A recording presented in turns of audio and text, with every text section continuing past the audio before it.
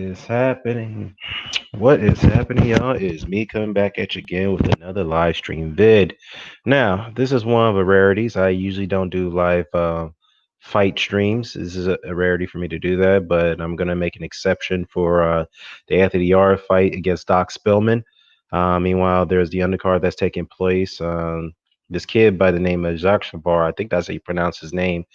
Well, my stream kind of froze. I'm gonna go back in and come back out and go back in. He looks pretty impressive so far, but he kind of, I guess his idol is Prince Nassim the way he's fighting right now. But let me get to the let me discuss some other news and updates here. And the one that's kind of somewhat getting attention right now is the Canelo Alvarez suit against Dazn and Golden Boy. So, in case of many people may not have known, and some of you may have have heard, a few hours ago, it was reported that the federal district court judge in L.A. had dismissed the first ladder of the case of the suit. Now I know there's some people who are jumping up and down and screaming, "Yes, the zone won the case. Canelo got nothing, no leg to stand on. He's got no choice but to take a pay cut." Blah blah blah. First of all, dummies. First, if you have read the damn dismissal correctly, the reason why the judge dismissed the case initially is because Canelo's attorneys and lawyers improperly filed the uh, the description of the plaintiff, which is the zone. Okay, meaning they have until September 28th to amend their case against the zone to describe them as pretty much describe their business, such as whether they're LLC or whether they're a corporation, which clearly they're not a corporation because they're a private company. So the case is still on. They have until December 28th to file a proper amend. If they can't file the amendment properly, then it does get fully dismissed. All right. So if anybody who understands law does know this does happen sometimes in the first line of a lawsuit. Okay. Improper filings, mischaracterizations of the companies or plaintiffs that you're going up against. So those things do happen. So the case is still on. Case is still on. Ikey, I don't know if you see you don't understand law. The case is still on. The judge gave Canelo until September 28th to properly amend the case. That's all he did. Plain and simple. So lawsuit hasn't been thrown out. It's still on. Now, however, I will say this though.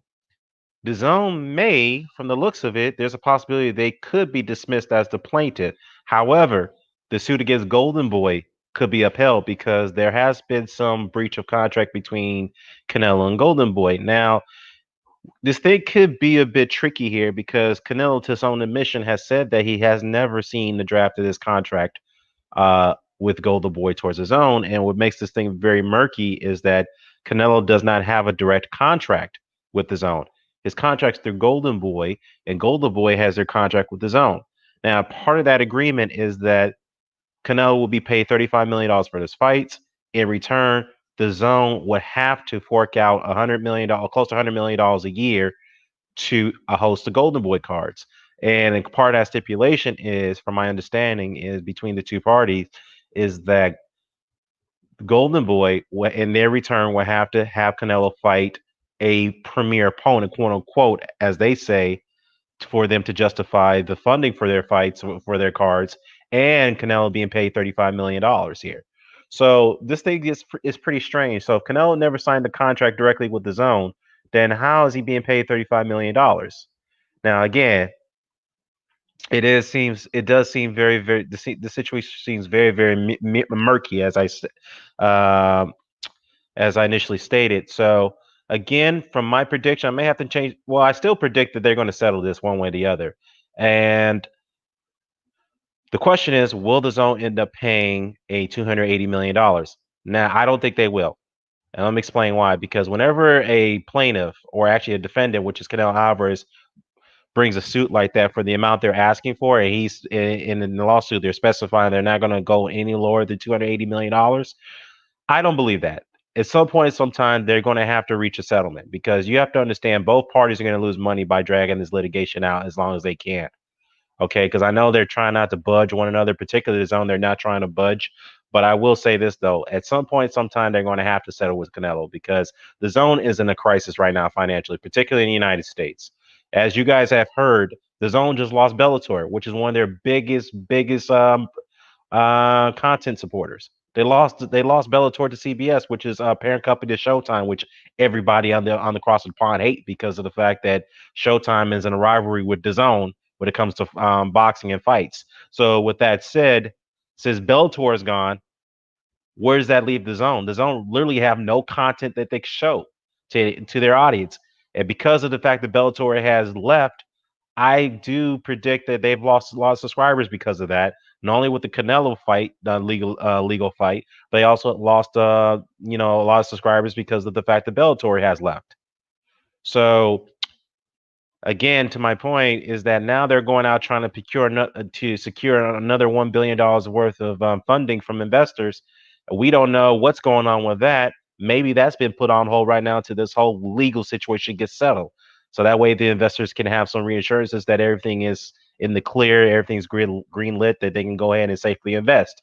But needless to say, though, I don't think the zone can afford to get this thing. Maybe they can, maybe they can't. But I just think it's a bad idea for them to think they can take this if they think they can take this fight. Now, again, it's a possibility that they could win this thing because of the fact that the contract between Canelo, there is no direct agreement between Canelo and the zone. There's only an agreement between Canelo and Golden Boy, which is De La Hoya, via the zone. So, but at the same time, even though the zone may have a good shot of being dismissed here as a plaintiff, but the fact is that they will not get Canelo Alvarez. I just don't see it because when this thing blows over, he's not fighting on the zone. It's not going to happen. But what's going on, regardless of what the result will be, he's not fighting on the zone. It will be some type of settlement, one or the other, but mainly may more likely be a settlement between Golden Boy and Canelo, which means Canelo will go his own separate way. He'll be free to fight whoever he wants to fight. Who knows? He may fight on the zone again. But needless to say, we don't know what the zone situation is going to be in North America. From the looks of it, based off what the ramblings that's been going on, they could be pulling out of the U.S. market and just focus on the elsewhere globally, particularly in the UK. I think that's probably why, if you think about this, that's probably why Eddie Hearn hasn't announced any dates yet in the United States so far, which I find pretty strange. And also you have to take into account that his contract with Sky is going to be up pretty soon.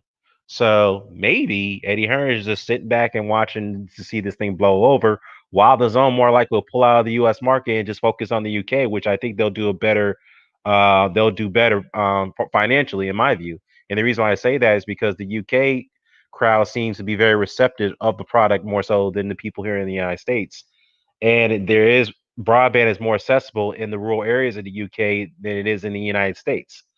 I think, if I'm not mistaken, I could be wrong there, but if anybody in the UK can shed some light on that, let me know if broadband is more accessible in rural areas in your country. Please let me know, because here in the United States, 40% of our population does not have access to broadband to high speed.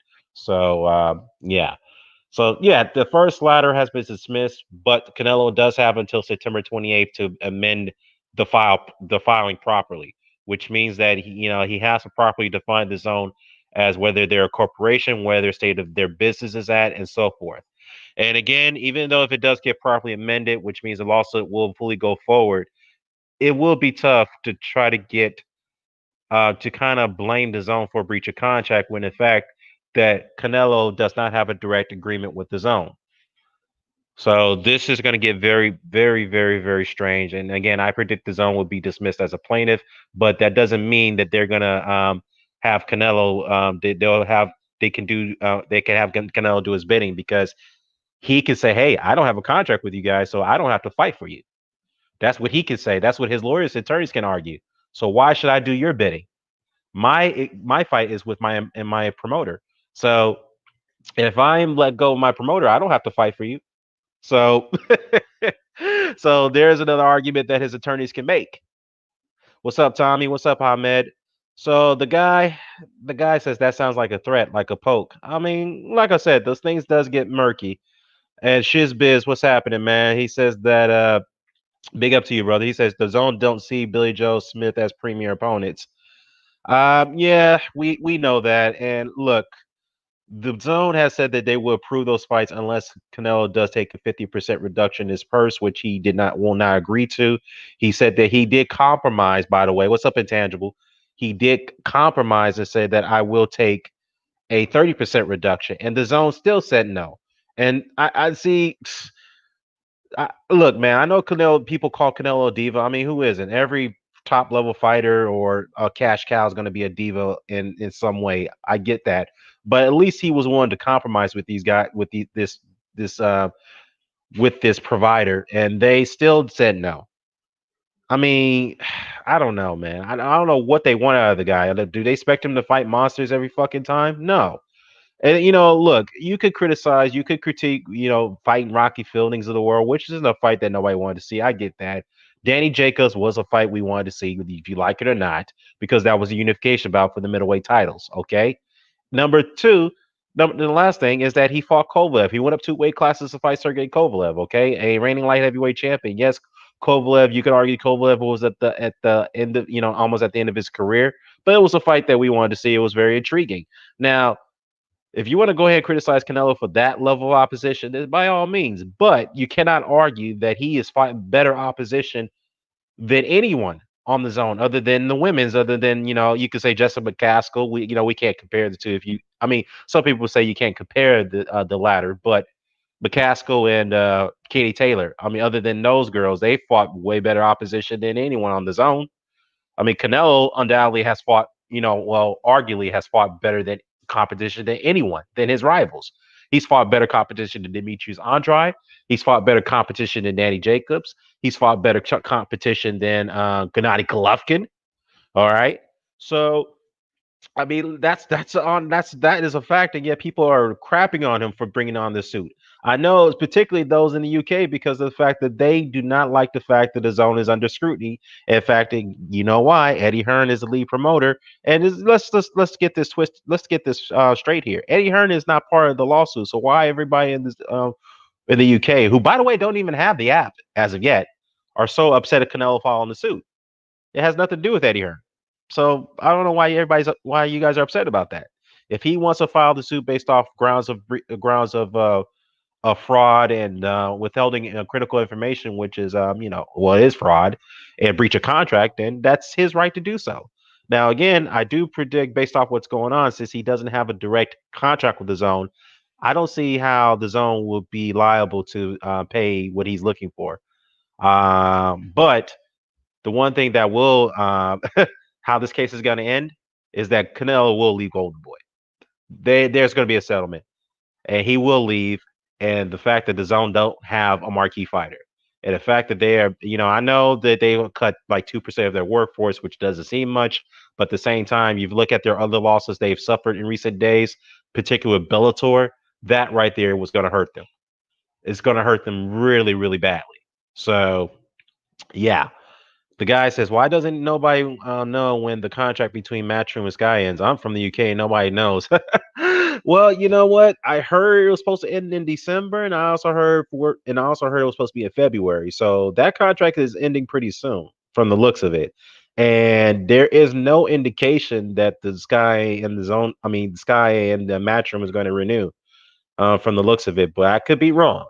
Now, I've heard word from the grapevine is that Anthony Joshua was doing directly with the Sky, not Eddie Hearn with Matchroom when it comes to his upcoming bout. So that's what I've heard. That guy, I didn't even know that he's dealing directly with Sky, not Eddie Hearn Matchroom. So that's a little bit weird there. And speaking of Anthony Joshua, I heard that he may be pulling out of the fight against Kubrat Pulev, and the Pulev team are very upset about that. So, I mean, if anybody could shed some light on that, please let me know. And I don't know why could he how what grounds can he pull out, because that's a mandatory fight by the IBF. If he can't fight, if he can't cite that there's an injury that occurred, then he'll be stripped of that title. So, I things are getting strange as of late, but yeah, so again, everybody was jumping to joy and saying that this case was dismissed. No, it was not dismissed in its entirety. The reason why it hasn't, in other words, the lawsuit is not going to be pushed forward unless Canelo amends the arguments. That's all he has to do. He has until about nearly literally a little over 2 weeks to make his case. They're renegotiating. So, Ikey, you gotta learn how to spell negotiating, man. You spelled it incorrectly. And match room, rematch room. Ah, my goodness. All righty. So, yeah. So the case is not over yet. Again, with Canelo. So don't, don't jump for joy yet. But again, I am going to be fair here. I just don't see how Canelo's going to have a very, very difficult argument to argue his case against the zone. Now, against Del Hoya and Golden Boy, he may have an argument, but against the zone, it's going to be very, very tough. However, if he's stating that the zone did not stipulate that he had to fight Gennady Golovkin, which Canelo never agreed to, and as that's not in the contract, he has a little bit of argument against him in that area. Now, is that enough to be awarded $280 million, the remaining funds of his contract? I don't know. I doubt it, but we'll see. We'll see how this thing plays out. But this thing's going to be dragged out for a long, long time. Believe it or not. And the reason why I say that is because Andre Ward lost multiple cases against his former promoter, Dan Goosen, but he was still in a litigation battle against him because he kept appealing, he kept appealing, he kept appealing. So expect a lot of appeals to occur. So if the zone lose one round of this case, they will definitely appeal it. Or if Golden Boy lose one round of this case, they will definitely appeal. So, and that's not underestimate Golden Boy, okay, by by any means, because they have lawyers, very skillful, very seasoned lawyers that can take this thing. They can take Canelo down. They can. And to be fair, Canelo does have very, very, very strong lawyers as well out of the firm down at El Segundo. And from what I've heard, they have a very, very good reputation. So, yeah, yeah, this is very interesting to see how this thing plays out. So, all those guys again, I keep repeating myself, don't jump up for joy. He's the zone is not out of the woods yet.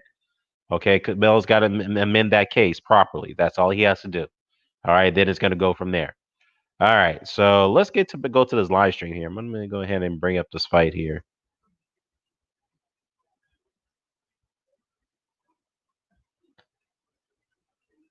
All right, let's see.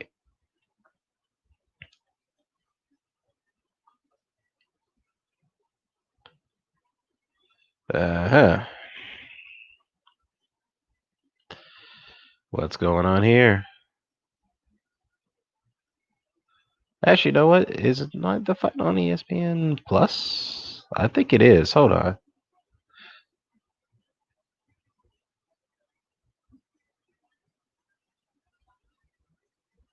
Actually, this is live right here. Okay. All right, so we don't know. So I guess the Anthony Yarde fight may be coming up pretty soon. So we'll gotta wait on that. Is that Ben Davidson right there talking to BT? Yep, from the looks of it, that is Ben Davidson. Yep, and that's Josh Taylor. They're both talking right now. We'll see what they're saying.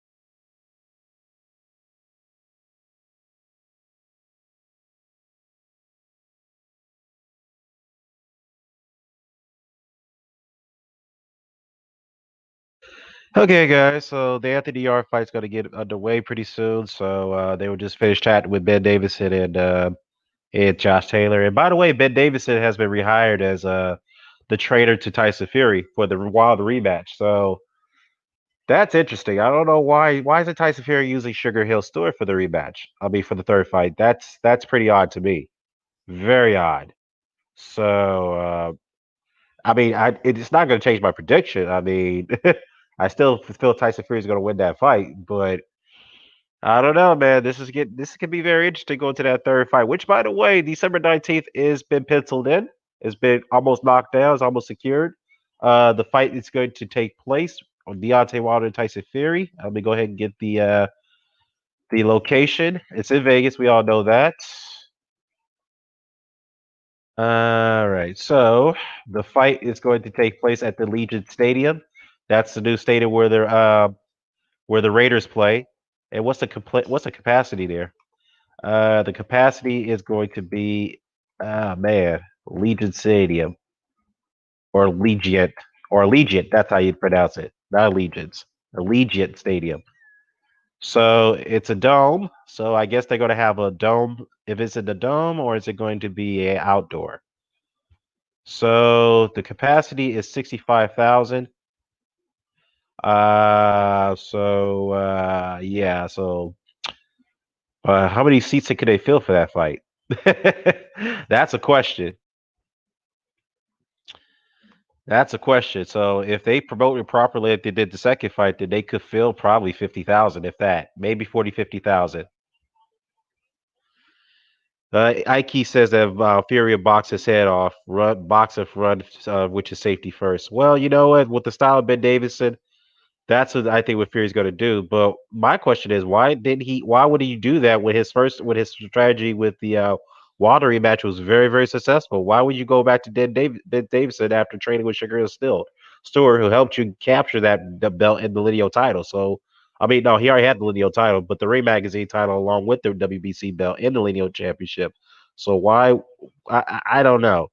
That's pretty strange to me. Why you would go back to Ben Davison after the rematch with the after the second fight with Wilder, and now you're going to a trilogy fight.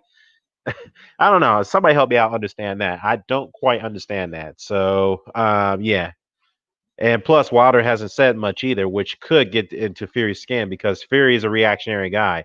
The only way for him to beat you, not only physically, but he can beat you mentally as well. So I guess it'd be best for Wilder not to engage right now. Stay off social media seldomly and just focus on your training and focus on your adjustments, which is the right thing to do. And that's the same thing Anthony Joshua had to do. What he did when he was rematching with Andy Ruiz, he stood off social media for a long time. Then when close, in going into fight time, closing in, he did start engaging with his audience. So that's the thing that Wilder's going to have to do. What he's doing, I should say. Chopstick, what up, man? Yeah, yeah, yeah. Sometimes I'm on El Jefe stream. Sometimes I'm watching it. It's entertaining. I ain't gonna admit, but some of those cats on there I don't like. And naming Mexican fight fan, so I have my little problems with him. So I'm not gonna deny that fact. But yeah, yeah. So basically, the next fight coming up here is they just rang the 10 bells for Alan Mentor, who passed away recently. In case you guys don't know who Alan Minter was, he was a UK fighter. And some guys consider him as one of the greatest UK fighters of all time. Hall of Famer, no, but he definitely was a significant fighter at middleweight. He was a two-time middleweight champion, undisputed middleweight champion, I should say. He beat Nino Vinoformo and no Vito Vinoformo. I'm sorry. And then he had that war with Marvin Hagler, which which he infamously leading up to that fight meant to say something within the lines, "I'll never let a black man beat me." Of course, that raised some criticism of Firestorm with the public media and with Mentor. But needless to say, though, Mentor yeah had died. I think what was his cause of death? Oh, he had cancer. Okay. So yeah, he took a loss against Hagler, loss against Mustafa Hamsho and Tony Simpson, which is Hagler's former rivals. I mean, I'm not sure if he fought Hagler fought Simpson, but I know he fought Hamsho in a couple fights. So yeah, that Vito Informo fight, which some people felt he lost that first fight, some people felt he won it. I mean, it is what it is. So rest in peace to Alan Mentor, and condolences to him and his family.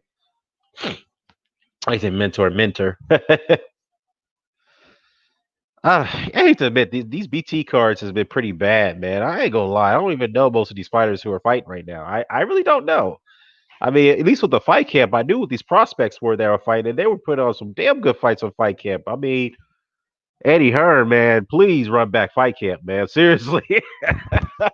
Seriously, man, these are horrible cards by BT. I mean, seriously, you had the Daniel Dubois card, you had the Joe Joyce card. They were not good cards at all. Let's be real. And now this one with Anthony Yarde versus what another nobody's fight, Doc Spillman. I mean, what the fuck? I guess this boxing is at least to keep us entertained because anything can happen in boxing, but still, man, I don't even know most of these guys are fighting. I really don't. I mean, the other fight before the other kid who was fighting, like try to mimic Prince Nassim. Cedric Pano was fighting this kid right here who was pretty good. I forgot the guy's name. I know he. I think he won by unanimous decision, but Paydu, if you guys don't know, he was a guy who fought Conor Benn in a war, 6 round war, almost knocked out Conor Benn, and he cut punches hard. He's a very big puncher at 140. He's a dangerous journeyman, so he's not an easy guy you want to fight because he will fight to win. So yeah, I'm sucking up to Eddie Hearn. Yeah, whatever, whatever. I love rematch room. I mean, dude, can you even spell, man? Jesus Christ, man. Man, learn how to spell properly, bro. Suck it up to Eddie Hearn. I mean, can I give Eddie Hearn credit once in a while? Would you love to hate me, Would you love for me to criticize him a lot? I know you love that, right? No, I'm not going to do that. I'm not that type of guy. You know, Eddie Hearn, as much as I criticize him, but I will give him this though. He has put on some damn good cards after during the pandemic, which is through Fight Camp. They have been some damn good fights. So, and unfortunately, those fights resulted to a huge financial loss, which Eddie Hearn has openly admitted. Given the fact that there's no live gate and there's no other revenues and income that he can acquire for these fights during the lockdown, so it is what it is. Uh, so I'm looking at this other fight here between yeah, what's this guy's name? Okay. Poppy versus Smurf. Okay. Well, those are their alias names. All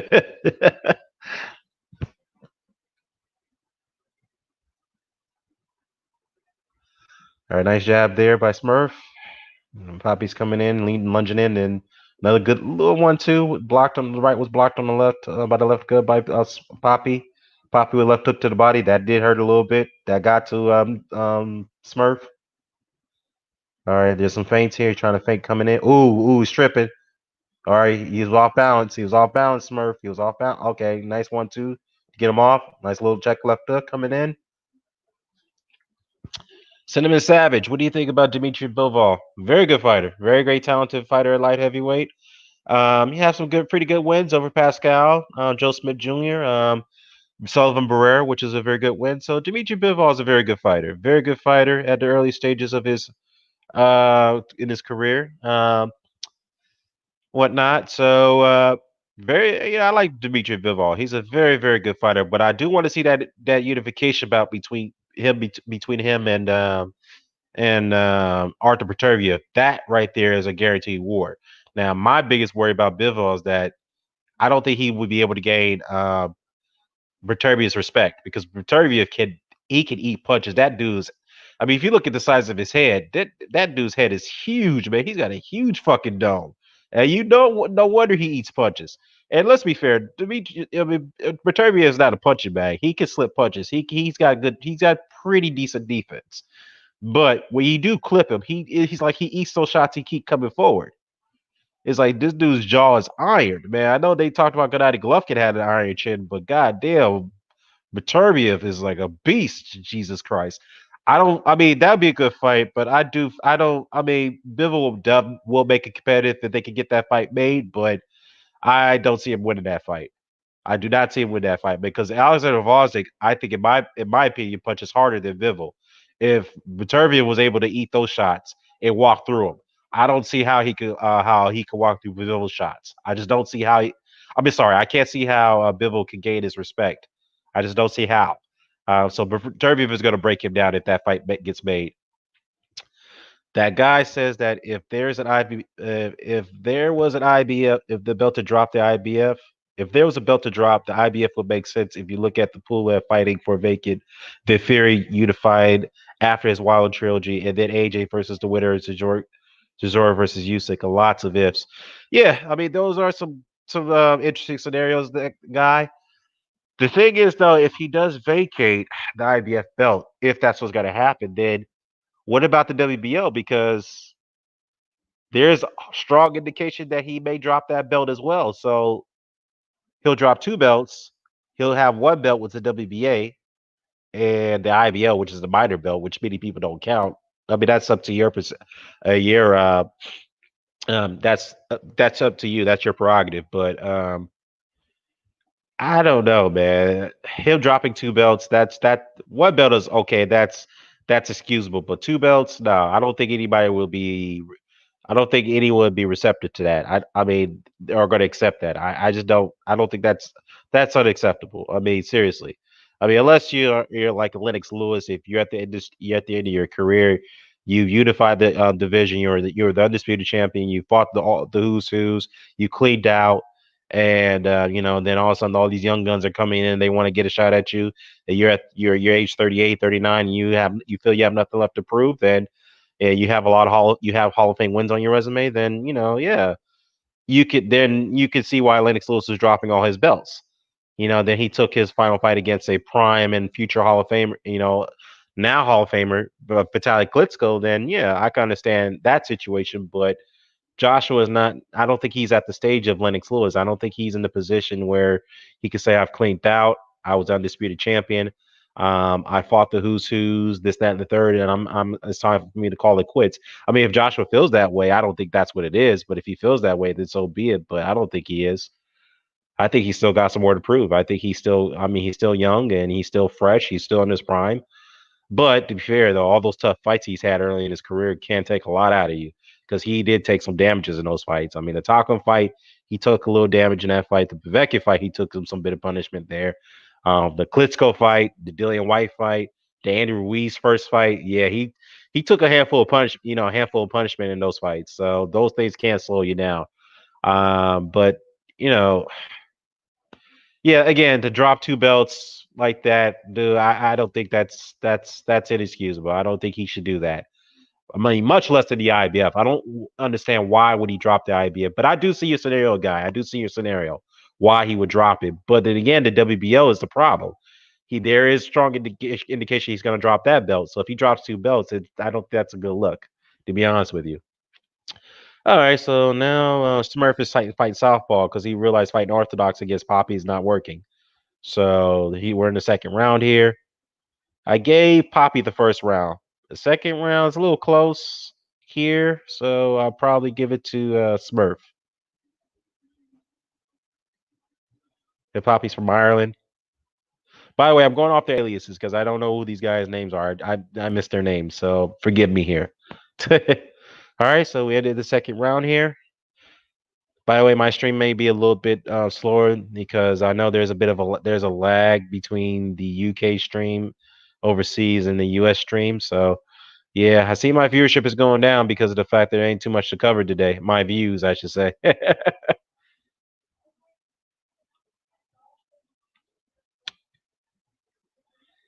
Oh, he dropped him in the second round. Wow. Yeah, he dropped him when he was southpaw. I missed that. Damn, you hit him with a straight left on the chin. That was a good shot by Smurf. So he definitely won that round 10-8. So he's up by 1 point.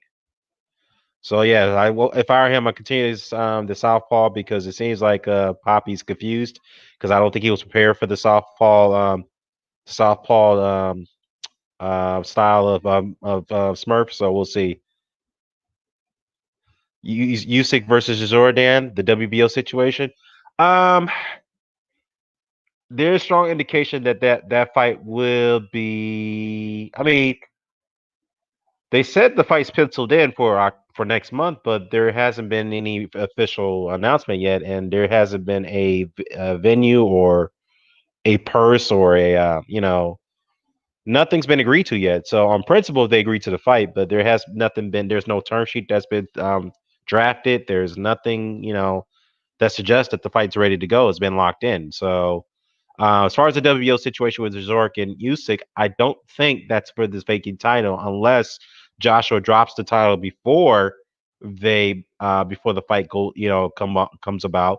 So if let's say Joshua drops the title now between now and the next few days, then the WBO Usyk and his management team can request. And Eddie Hearn, this is the last fight on for Usyk on the matchroom contract.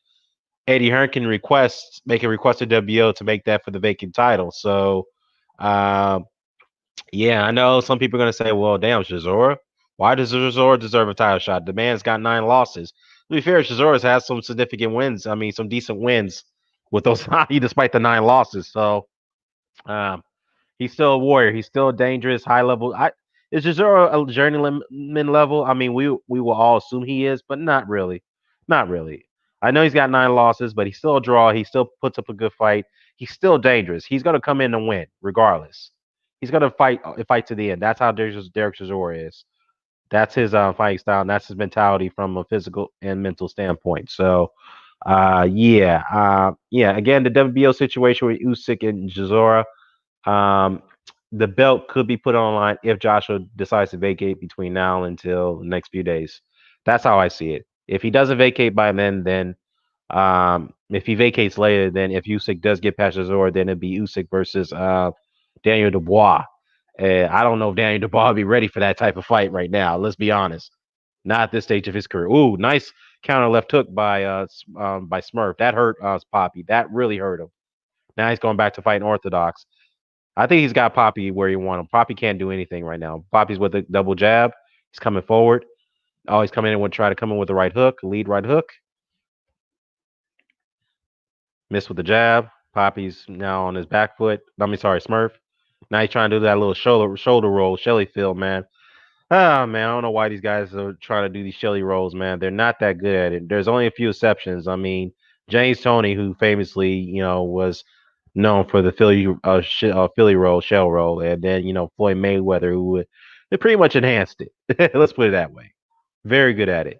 And Adrian Broner tried to mimic it. He was not very good at that. And then you have these Anthony Yarde who tries to mimic it as well, and then he was getting caught by Kovalev continuously in that fight with that Philly shell defense. You don't fight Kovalev that way. I mean, let's be real. You cannot do that. All right. So now we got the commercial break here.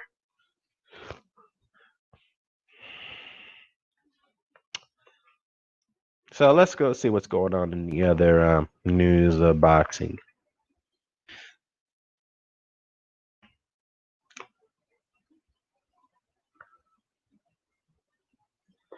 So Jamel Herring signs a deal with MTK Global. So that is an indication that he's one step closer to fight Carl Frampton for the to defend his title against Carl Frampton. So people are indicating that his fight with Frampton would be his last fight, given his attitude in his previous fight against who did he fight? The guy that headbutt. I forgot the guy's name, but it was a tough fight. The guy kept headbutting him. It was it was a difficult fight for Herring. And his I think his wife is kind of pleading with him, his family, saying, "And look, how he's 34 years old. He kind of fairly started pretty late, and he's a champion at super featherweight. And and from the looks of it, from his attitude, his demeanor, it doesn't look like he's going to be in this sport much longer.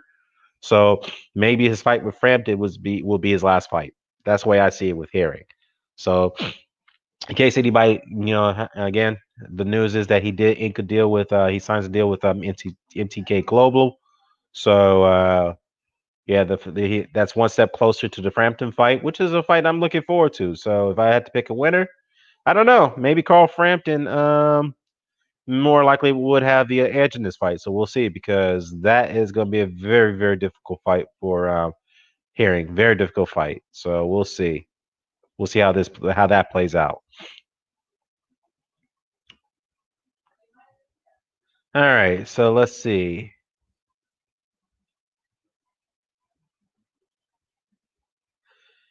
Let's see what else is going on.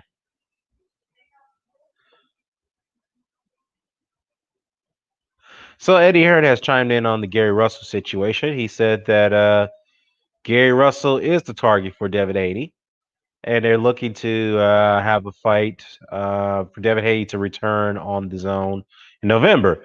However, if they can't get the Gary Russell fight to be concrete, if they can't get it sealed, then they're going to look forward towards Uruguay's Gamboa.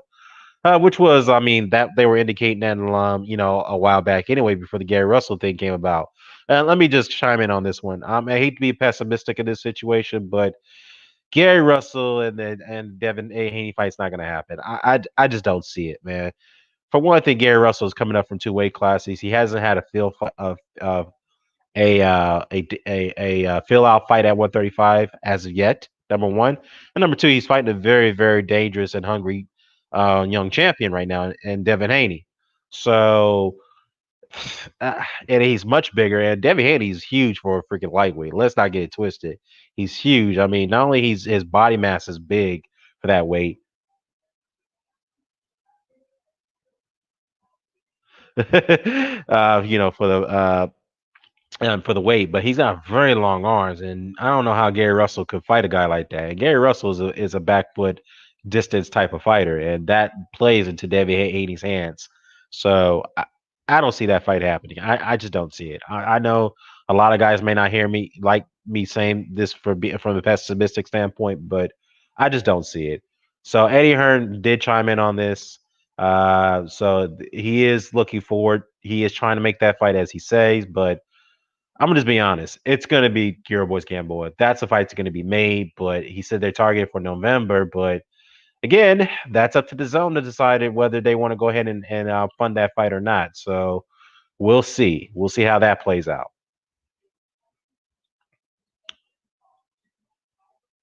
Uh, I mean, to be fair though, I know a lot of people will criticize the Gamboa fight, but Gamboa will be his best opponent to date if Danny Haney does fight him. So let's keep that real. And Gamboa gave Javante Davis some trouble in that fight, even though he wanted to quit, but he fought forward anyway until he got knocked out at the end.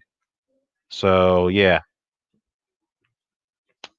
So Poppy, trying to close a gap here against Smurf. Smurf is fighting Orthodox. I don't know why he's fighting Orthodox. He had more success fighting in Southpaw. So why is he fighting in Orthodox position? I don't understand it. The guy says that you ain't shit for Poppy versus Smurf shit. I don't know what that's supposed to mean, but it's all good. Why would Heyman even agree? Shizbiz says, why would Heyman agree to the fight when Gary is too small? Yeah, that's one factor too. You have to factor now Heyman, number one. Number two, will Heyman even send one of his top fighters, Gary Russell Jr., over to the zone? Why would he do that? I mean, if that fight were ever going to come off, they would have to have some type of joint broadcasting agreement, which the zone. I don't know how they could do that. Number one, number two, if the zone wanted that fight, they would have to pay a some type of fee. What do you call it? Some type of one-time release fee, as you want to call it, to have one of their network fighters fight on their platform. So that's how it would work. Because you have to, so that's what works. So the zone, I don't think, based off their financial situation, I don't think they're willing to do so.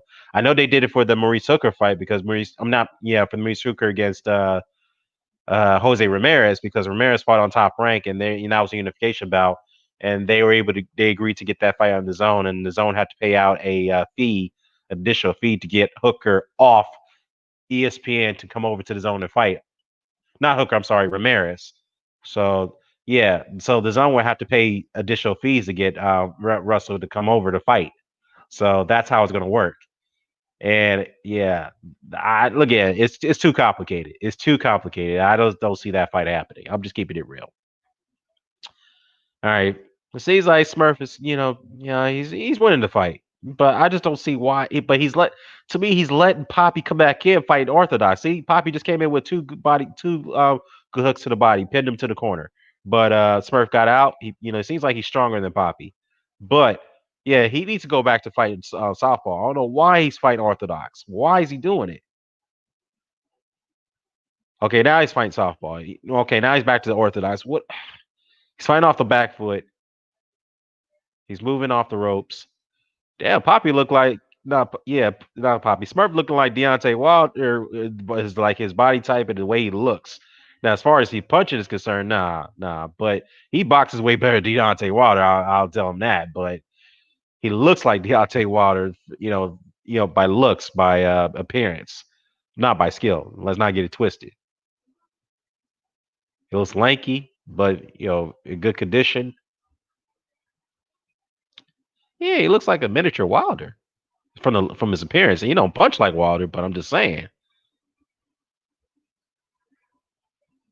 I mean, he looks like Wilder like lost a lot of weight coming down to what is this fight at? Light middleweight, I believe, or welterweight.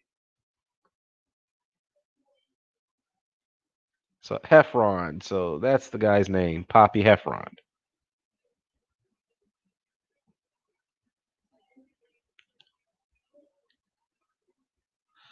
All right.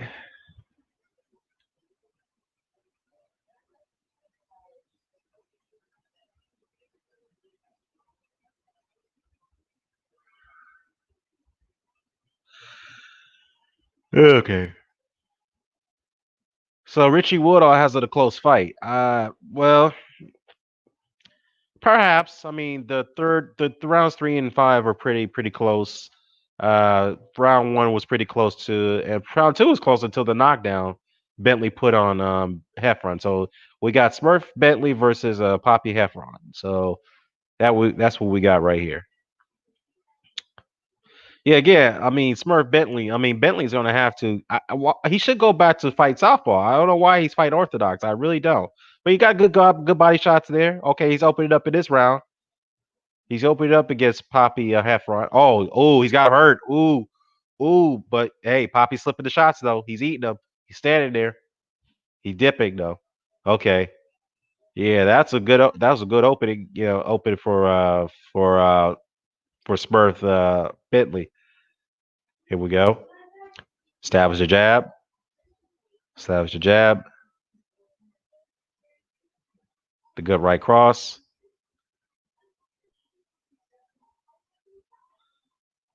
All right, try sneaking an uppercut. All right, they tangled in between the ropes.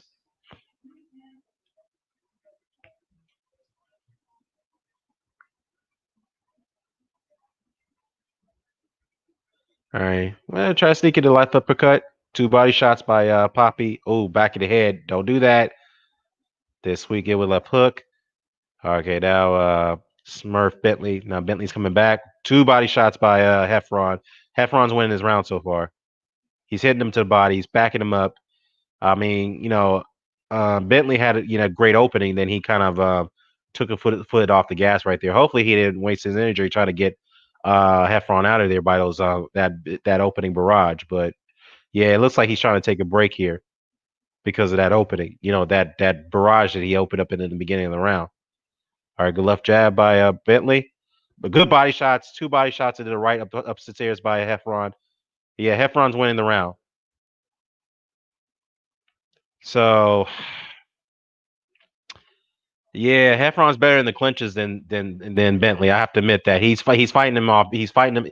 So basically, the best way for Heffron to win this fight is keep it up close in close quarters because it seems like Bentley is not creative in punches in close quarters. That's why he's trying his best to keep his distance because that's the only way he can fight is off by extension of his punches. Yeah, see the tie up right there. He's not punching because he doesn't know how to create punches very well in the close quarters. Bentley. Now he's fighting southpaw. Okay, this is where he needs to do to get some better success. Okay, there you go. Step to your right. Take away the right away from Heffron. You got to step to your right when you fight southpaw. Good body shot by Bentley in the southpaw position. Yeah, see, Heffron can't see those shots coming in when he's fighting southpaw. When Bentley's fighting southpaw. See, right? He can't see the shots. Now he's getting a little confused now.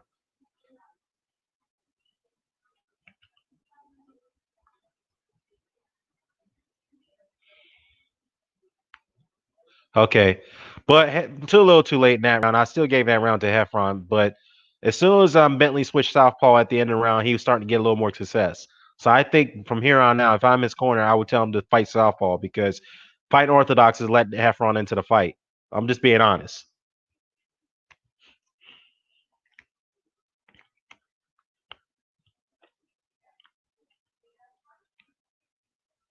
Yeah, Richie Woodall scored that last round for Heffron. I did too. So my Wooldall's card, he has Heffron up by 1 point. On my card, I have Bentley up by 1 point. So this is a very close fight. Very close fight.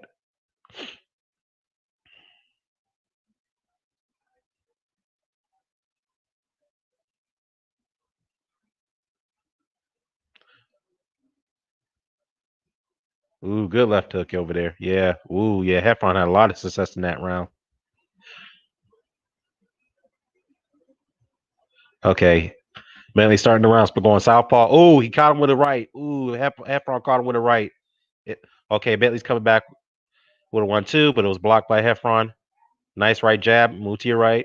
Give him some angles. Don't stand in front of him. Give him some angles. Move to your left. There you go. Yeah, you got to give him angles. There you go. Ooh, good two left, straight lefts by Bentley. Popped Heffron's back, head back. Right jab coming in. Ooh, nice sweeping right by Bentley. Yeah, now right uppercut, left uppercut coming in by Bentley. Another left uppercut. Good right jab. Yeah, see, he's better fight southpaw. He needs to fight like this for the remainder of the fight. I'm just being honest. Just don't get caught. Oh, good 1-2 by Bentley with the southpaw position. Good 1-2. Yeah, that hurt Bentley. That hurt Heffron a little bit. That stung him. All right, get out of the way. Ooh, good left counter by Heffron. But Bentley came in he answered with a good a 2 unanswered shot. So yeah, okay, tie up right here.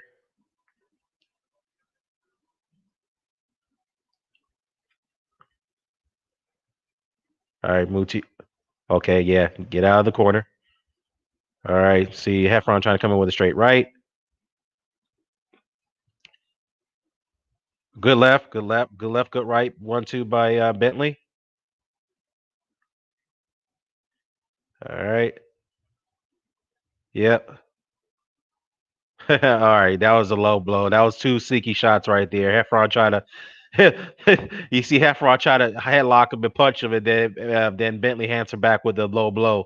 So yeah, referee warned him, don't do that shit again. So between both guys, okay. See Heffron trying to answer with a straight right. Uh-oh, check in time, guys. All right, let me go ahead and check in. I'm part of this tournament here.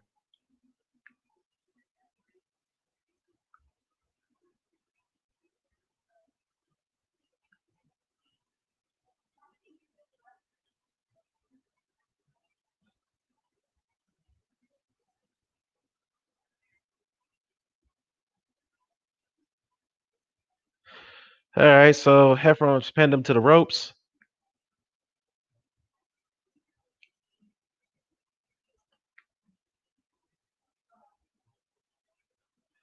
All right, he's fighting southpaw. Bentley, ooh, good body shot by Bentley. Moved out of the way, blocked the right up, try to right uppercut by Heffron.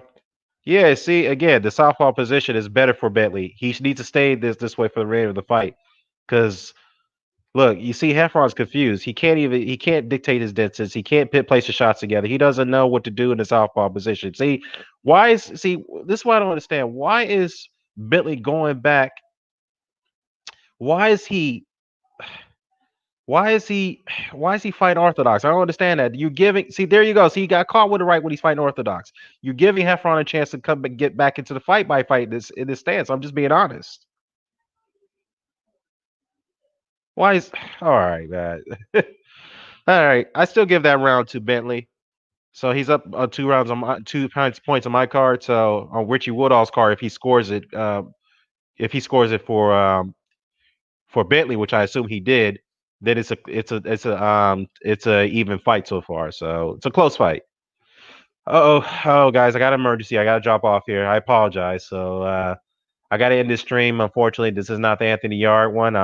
Hopefully, I can get back on in time before the fight starts. So we'll see. Other than that, let me check in. Well, actually, no, I can still do this stream. Hold on. I'm not checking out yet. I'm still going to do the fight. Hold on. Hold on, guys. I got to check in right now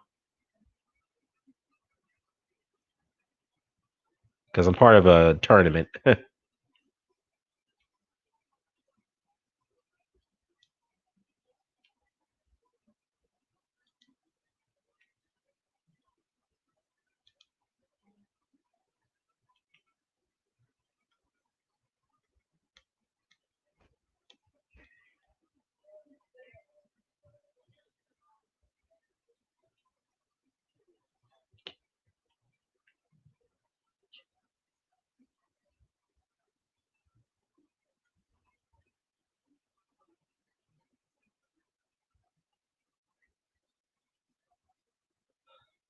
Well, see, he's fighting. See, look, as soon as he fight orthodox, Heffron hit him with a good left hook to the body.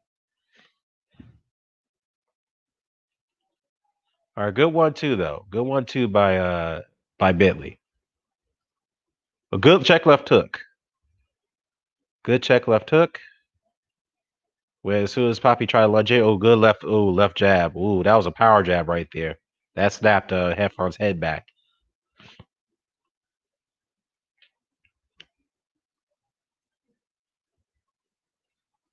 Okay, now, all right. Hopefully, he was. Well, I mean, yes, he's had some success here with the. Or he's getting a little bit of success. I think Heffron is tiring out here.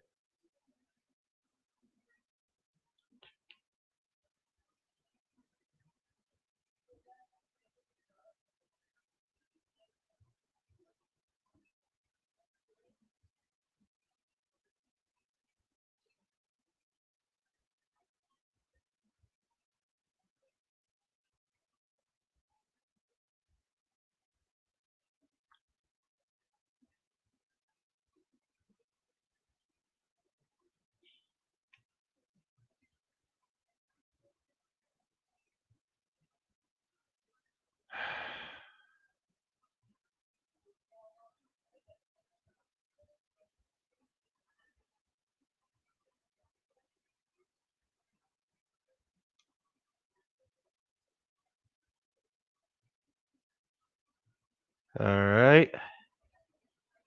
Good power jab, a good right off the back foot by Bentley. That's a very awkward position to throw that right, but it had a little bit of sting. So good, yeah, good stuff here. Good stuff here by Bentley. He's winning this round, even in orthodox position. Even though he's Heffron got up some good shots. I mean, again, I prefer him to fight in the southpaw position because he has more success that way against Heffron. He has Poppy Heffron, or he missed with a swinging right. The Heffron ducked.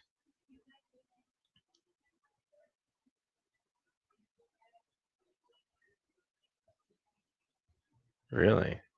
Hmm.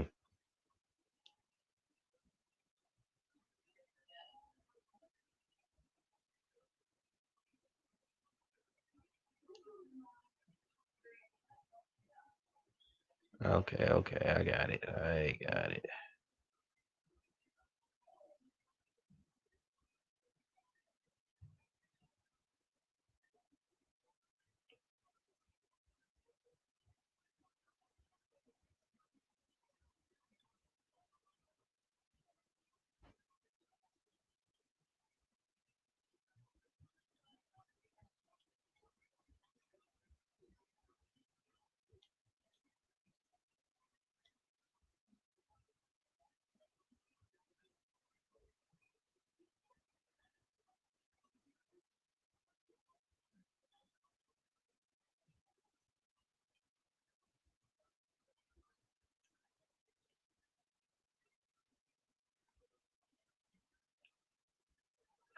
Hold on.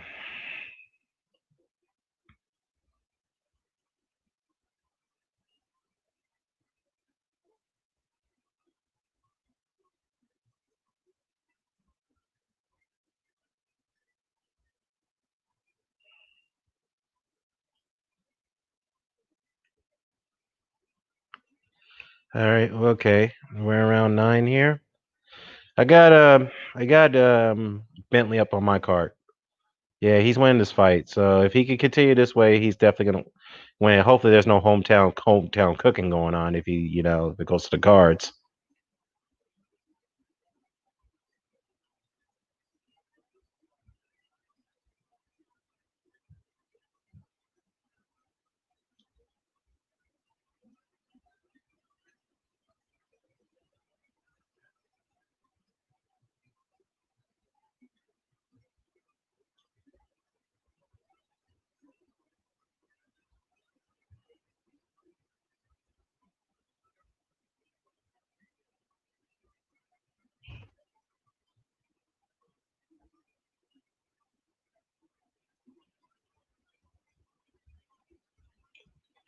All right.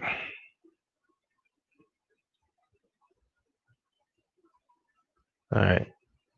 Oh, so they're fighting. Oh, this is ugly right here. All right, good jab by Bentley.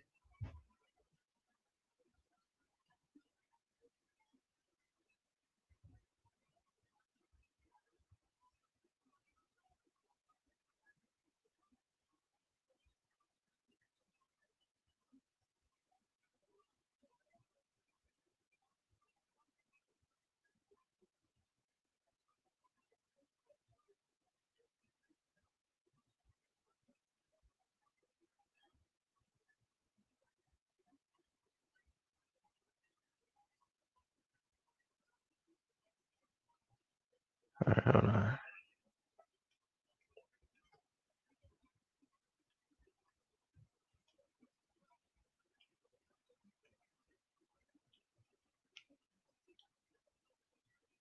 All right, good left jab by Bentley. Is that closing the end of the round? There, see, Heffron caught him with the right when he moved into his left at an orthodox position. See, he needs to go back to southpaw. I prefer he do that, but hey, I'm not the coach. But to me, he had more success that way, shutting out Heffron in his arsenal in his offense.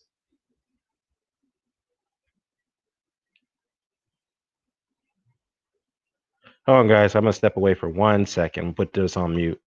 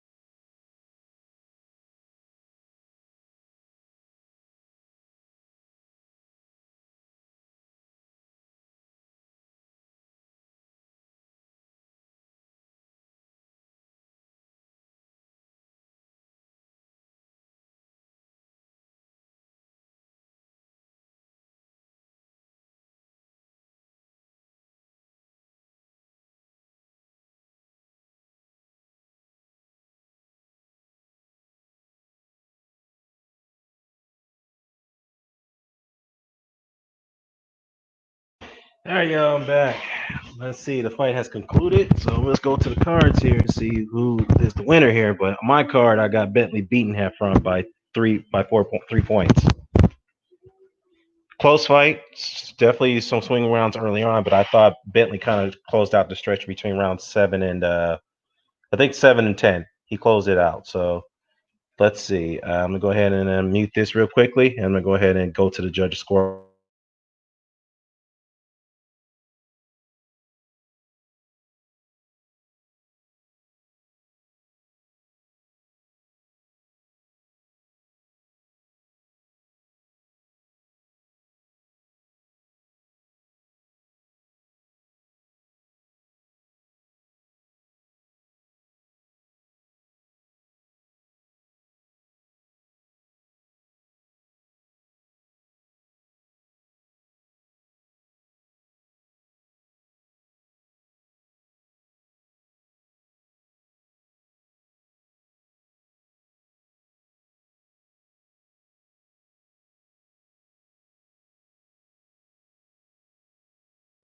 Okay, they scored the fight a draw.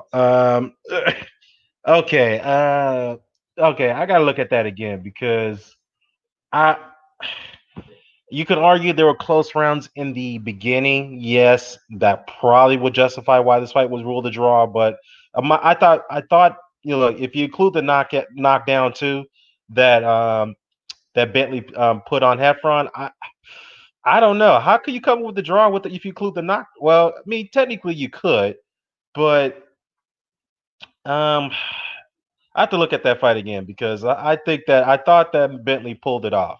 I think he pulled it off. Was it a close fight? Yes, but I thought he pulled it out in the stretch between round 7 and 10.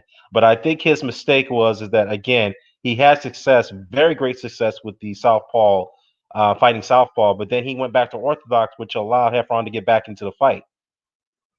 I, I don't know. I have to look at it again, but I thought, nah, I think that draw is a little bit too off. They scored it 95-95. All three judges got it 95-95. All three of them. So I definitely got to look at those cards. Now, Hefe, what's happening? What's happening? What's happening, Smoke? So that right there is very, very strange to me. Very strange.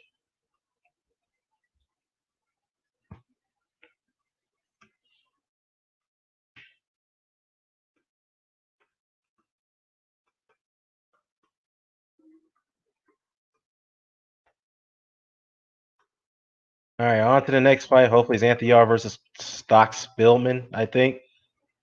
Hey, what's up, Ahmed? He said, what happened to the Efron fight? Well, it was ruled a unanimous draw, 95-95. All judges got it even for both of the fighters. And all three judges had the same scorecard.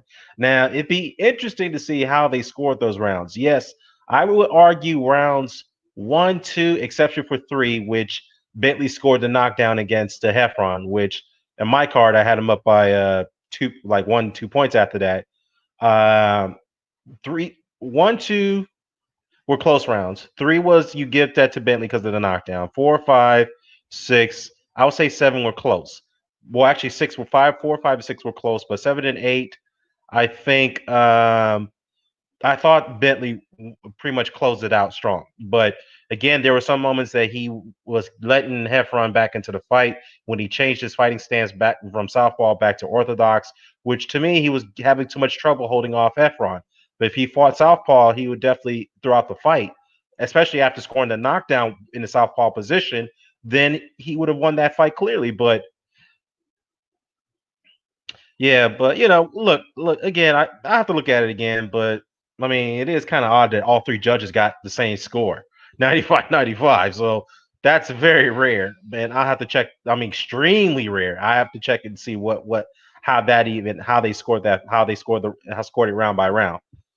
Uh, Ahmed says I just clicked it. It was a no contest. Was it the right decision? No, no, it was a draw. No, it was a draw.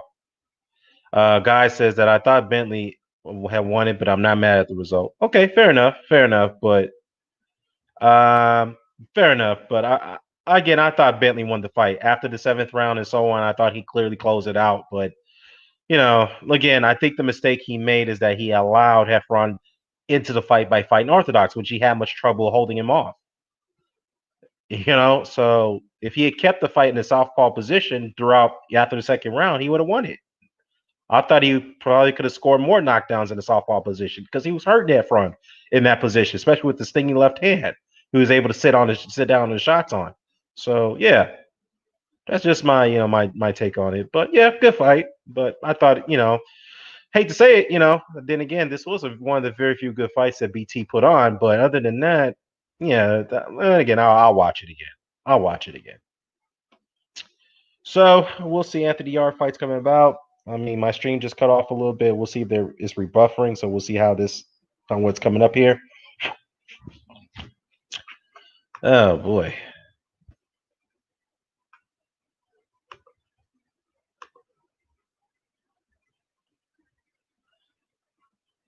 Oh, there we go.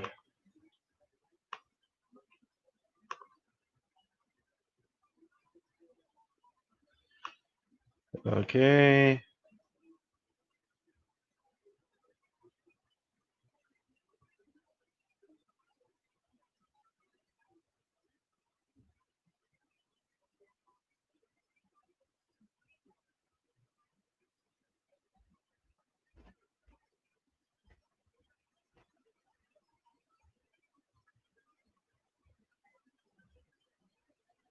Wow, this is a weird bracket here. I'm sorry, guys. I'm part of a tournament here, a video game tournament.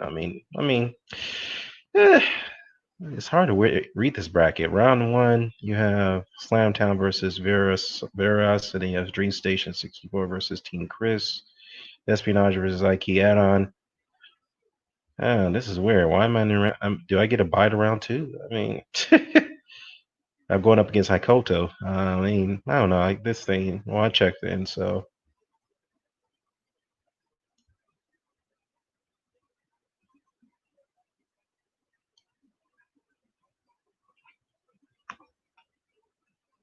Double elimination.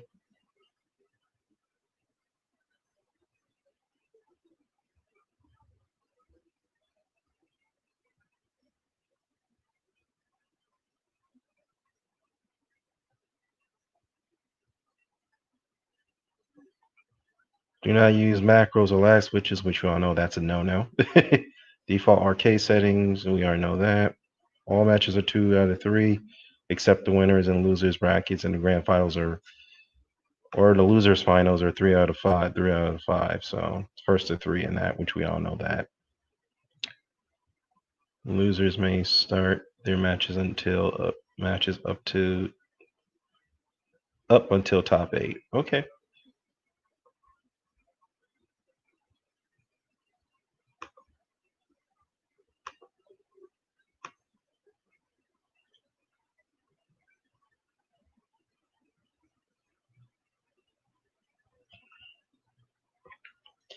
All right, the stream is acting up, guys. I don't know what's going on. I'm gonna go back out to see what's going on. So Jalik in the chat. Dan, what do you think of people say Mayweather had a better resume than Ali? Well, you know what, Ahmed? Some people have been saying that for years, and well, you can't change anyone's opinion because they haven't watched boxing they haven't really studied the history of the sport to understand the other fighters that came before Floyd. So you're not going to change their mind or opinion. But if you want to challenge them to debate, what at least you could do in that situation is say, okay, if you believe in that argument, then debate it. And some people don't want to do that. They'll just go ahead and nitpick and say, well, Ali took, punishment in his career unnecessarily, this, that, the third. I'm like, well, look who he fought. And you can also argue that Floyd Mayweather never fought anyone. Anyone. He hasn't fought anyone who was dangerously on that level of danger of George Foreman or Sonny Liston.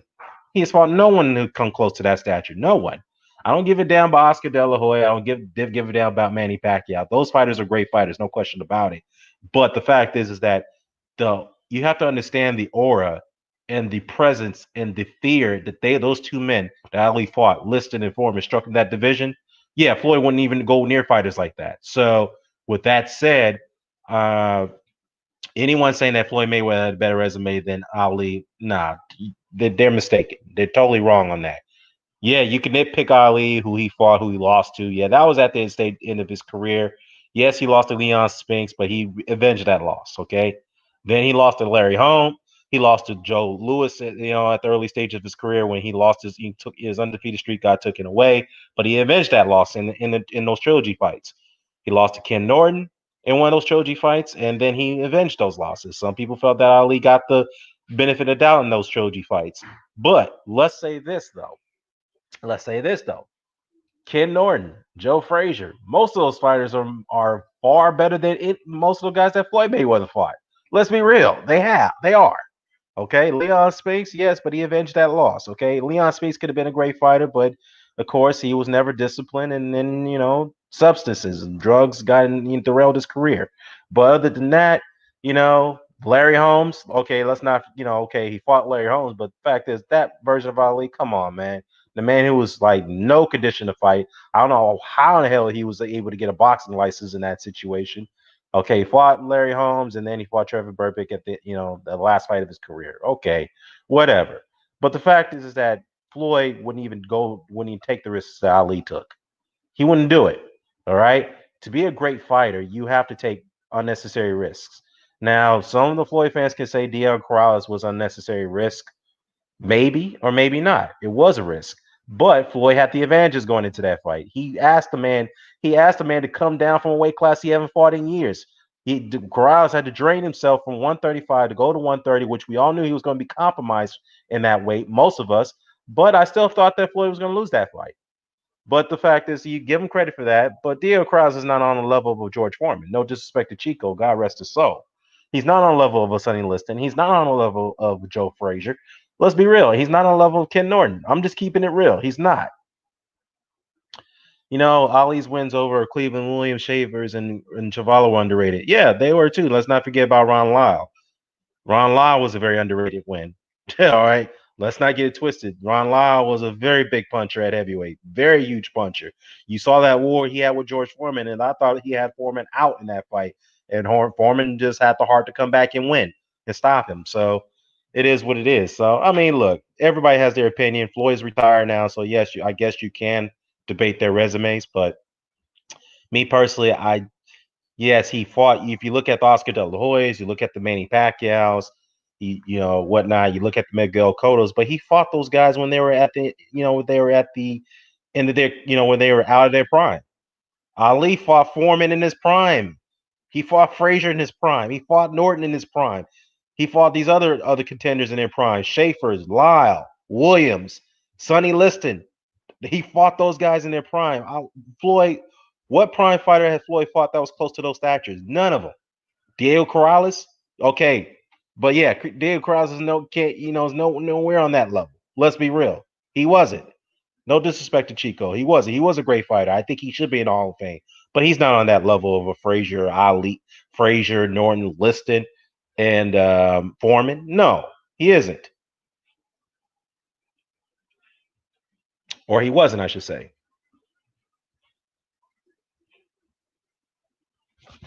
Yeah, he fought Liston when he was undefeated. No, actually, Liston had one loss going into that fight. My bad. But Liston was still in his prime, though. He was avoided by many heavyweights. So yeah. So, anyways, let me try to get the stream back up, guys. I don't want to miss the Anthony Yarde fight, but I got a tournament coming up pretty soon as well, because it starts in about in a half an hour. Let's just hope the Anthony Yarde fight comes about.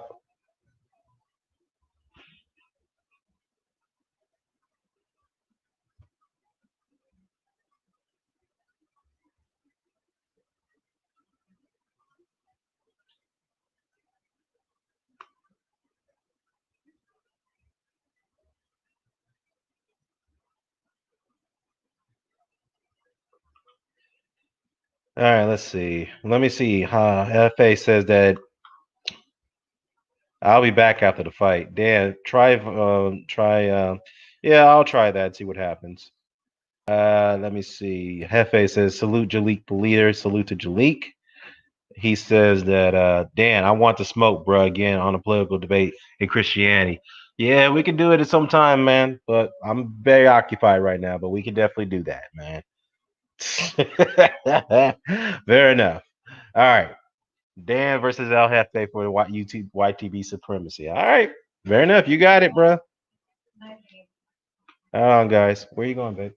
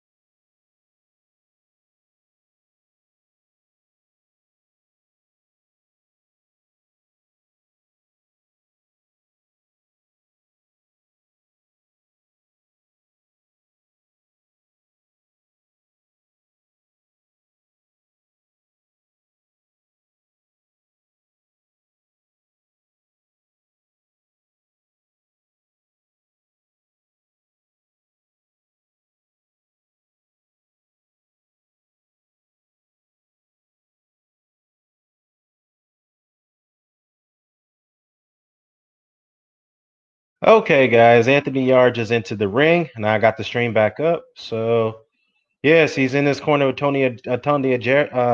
Tandi Ajayi. Man, I forget to mispronouncing Tunde's name. Tunde Ajayi. All right. So that's his life and soul of his training of his team. So he's up against Doc Spillman. I don't know nothing about Doc Spillman. I'm gonna look at his record and see who he's fought. I mean, obviously, I think this is a guy who's. Let me look. Doc Spillman, right? Doc Spillman is. Did I spell his name right?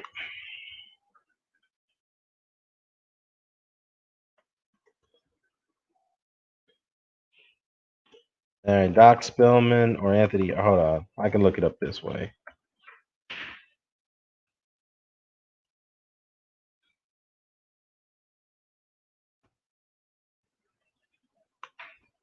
How Michael Jordan? No, we're not talking about that. Sorry. Dex Spillman. That's his name. I call him Doc Spillman. See, this just goes to show I don't even know who these guys are that Anthony Nard is fighting. So I'm sorry. So Doc Spillman. All right. So let me look at his record. He's 16-4 with 8 KOs and his 4 defeats. He was never stopped in his career. His only notable opposition is against Lyndon Arthur, where he lost a unanimous decision. That was actually a couple months ago. He fought Lyndon Arthur at a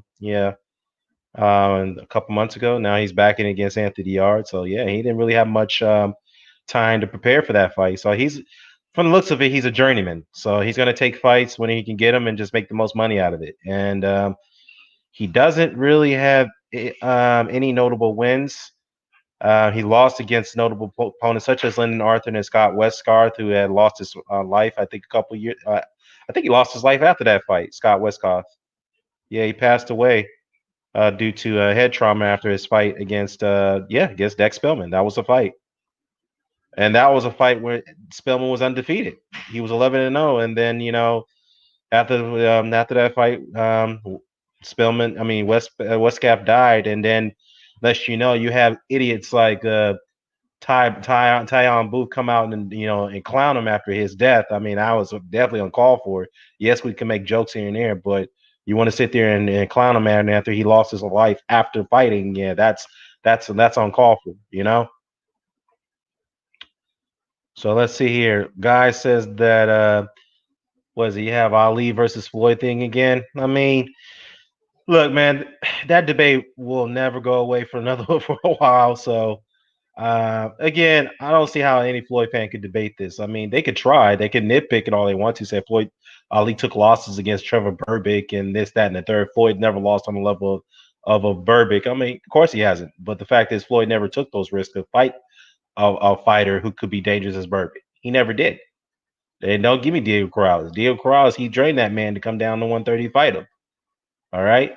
He refused to fight Margarito. He refused to fight Golovkin. Let's be real. He refused to fight him. He refused to fight Lar when Lar was his mandatory challenger. He refused to fight Thurman when he was young and hungry at the time. He refused to fight Khan. He refused to fight. I mean, there's many fighters he refused to fight. Let's be real. Paul Williams. We all know he blatantly avoided that fight, and Winky Wright blatantly ducked out of that fight after calling out Winky Wright. So it is what it is. So I mean, if you want to nitpick that, then I can nitpick all the fighters that Floyd avoided, which is fact. And the fact that Floyd was on record as saying it was not about legacy, it's not about trying to prove how great you are. It's all about making the most money you can by taking the low risks. That's what Floyd said. Not me. I'm not making it up. He said that. So to me, how can you say he's greater than a man who was willing to take those risks and suffer for that from a health standpoint? But Ali was one time quoted by his representative, I think by him, by a written statement that he doesn't apologize for what he did in his career and the risks he took in his career. He don't apologize for that. He was grateful for what he did. All right, you could criticize him for taking unnecessary punishment and fighting guys that he shouldn't be fighting at the end of his prime in his career, but he did. I guess he just loved the sport so much because it was his only way out of poverty and fighting segregation and this, that, and the third. It was a platform he used to help to discuss social issues, to fight against the justice, fight against the oppression of African Americans. Let's be real. All right. So Anthony Yarde is here. He's trying to establish his position against Doc Spillman. I mean, these are very big light heavyweights here. Jesus Christ. I mean, Spillman looks huge for this weight class, and I mean, that obviously Anthony Yarde does too. So it amazes me to say how he can make this weight. And once again, Anthony Yarde dropping that left hand. That's what got him caught against Kovalev. I mean, he's dropping that left hand, and Kovalev catching him with those rights. I mean, hopefully Tunde's worked on those and some changes for him after that fight. So we'll see.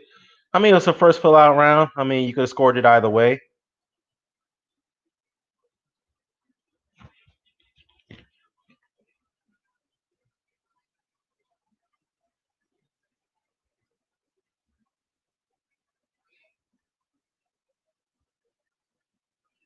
All right, while y'all doing that, I'm gonna open up my Fightcade.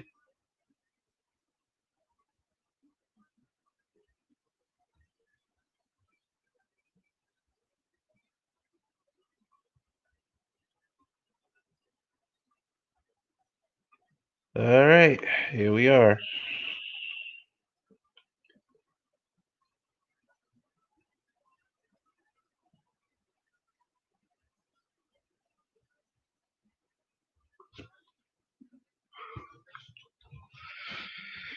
Okay, let's see. Round two. So you see Spillman is on his lead left, lead front foot. He's definitely fighting to come forward. Yarde's backing him up. Yeah, so Yarde's trying. Okay, Yarde's trying. He dipped in with a right to the body, came out. So good shot there by Anthony Yarde.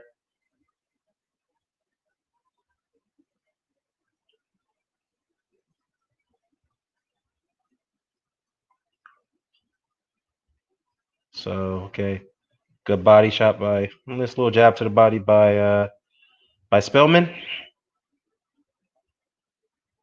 Not a telling shot, but more of a touch shot to score points. A nice little jab to the body by Yarde. He's dipped in, come back out.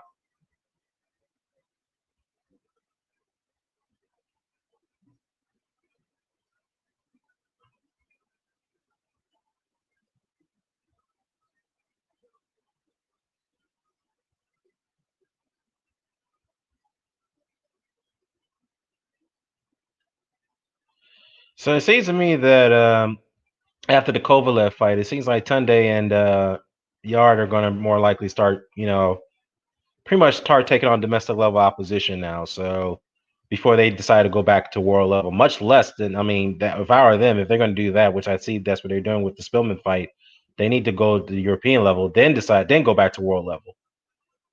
Even though Yarde is still ranked on by the sanctioning bodies on a world level, but he's definitely not a top 10 light heavyweight. Is he ranked in the top 10 still after the Kovalev fight? I have to go and check on that one, but I doubt it.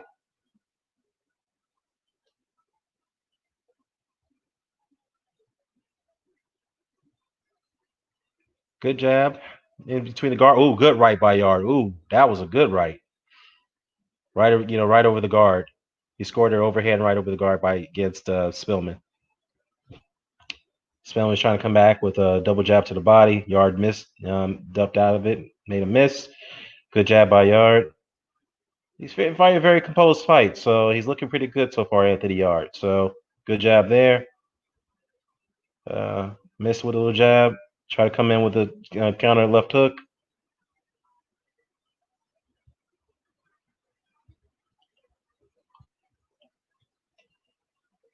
All right.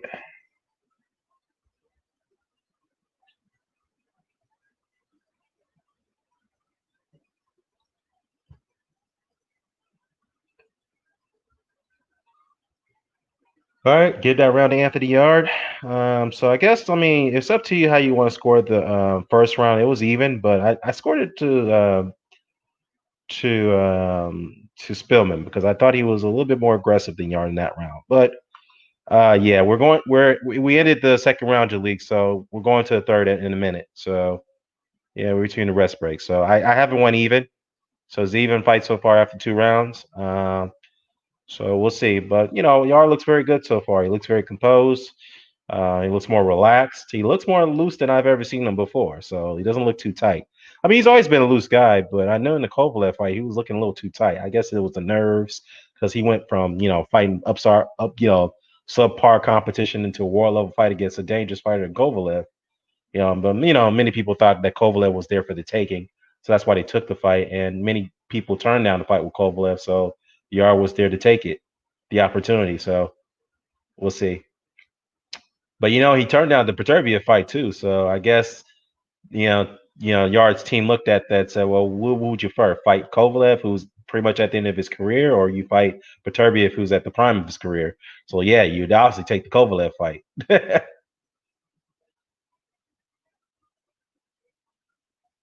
So we're in round three.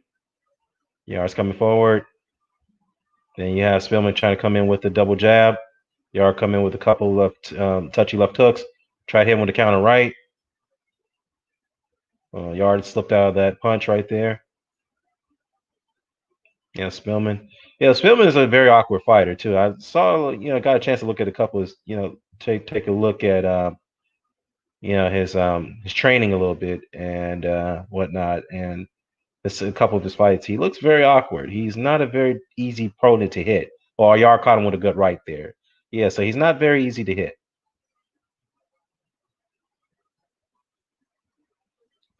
So you could say this is a bit of a step up on a domestic level for Yard, fight Spillman. So yeah.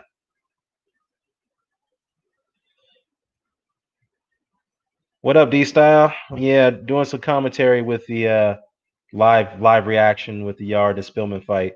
I'm sure you heard about the initial first round of the lawsuit that Canelo brought on Golden Boy in the zone, but we're speaking in this case the zone.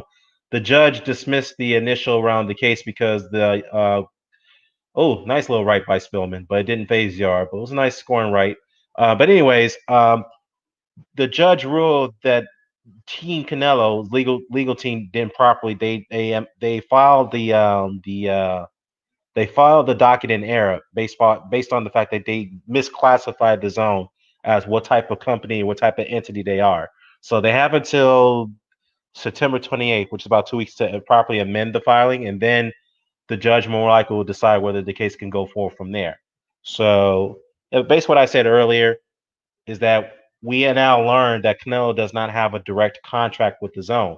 He has a contract with Golden Boy via the zone, which makes it difficult for him, in my view, to win the case against the zone based off the situation. But nonetheless, our seeing the days of seeing Canelo Alvarez fight on the zone, I don't see that happening ever again, based off what's going on.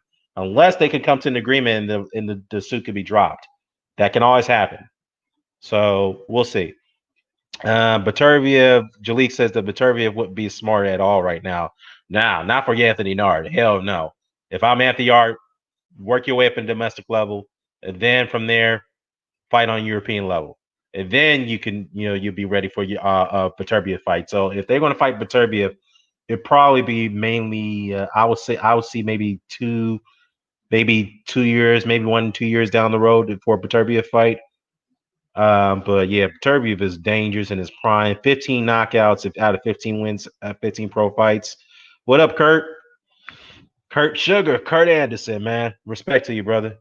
So yeah, but Beterbiev right now, man, he's dangerous, man. I mean, Jesus Christ. Look at his amateur record, who he fought. He fought the Who's Who's and beat the Who's Who's. He beat Usyk in the amateurs, and some people felt that was a close fight. He beat Kovalev in the amateurs, and I think he beat did he beat Breedis in the amateurs too? Yeah, he beat a lot of names in the amateurs that we know today. A lot of them. Yeah, so yeah, I gave that round to Anthony Yarde, the third round. So now it's 2-1 on my card for Yarde. So now we're in fourth round.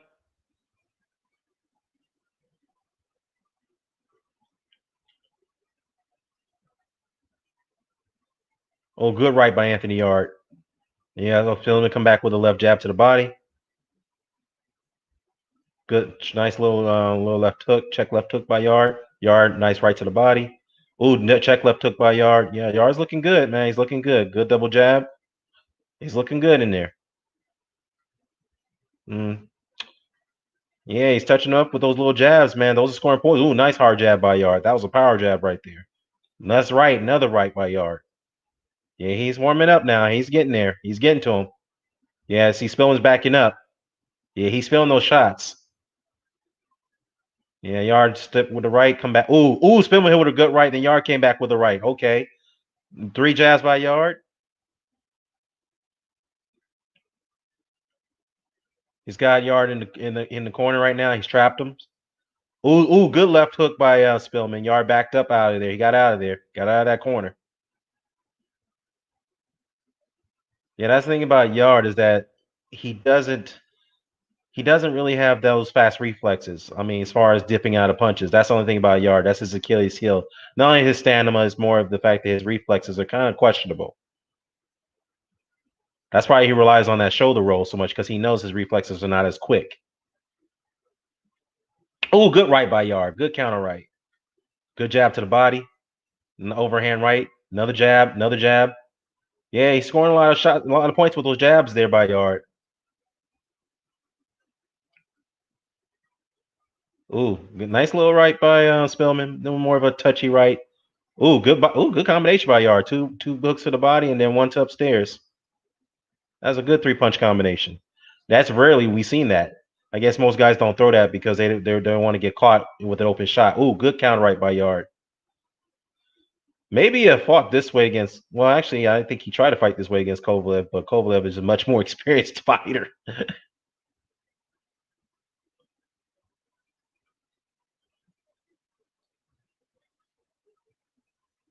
Yeah, he tried to roll off those punches. Yarde, good right to the body. Yeah, he's wearing down Spillman. Good left hook by Yarde. Yeah, this definitely a bankable. Oh, good hook by Yarde. Yeah, I noticed that he's not wasting his shots like he normally do, Anthony Yarde. So he's taking his time. He's placing his shots. He's not trying to load up on every shot. So he's pacing them. He's placing them pretty well. So I definitely see some improvements from Anthony Yarde. Definitely a yard round right there. He definitely won that round. So on my card, he's 3-1. Yeah, he doesn't seem quite as gassed like he normally is in other fights. His previous fights, I should say.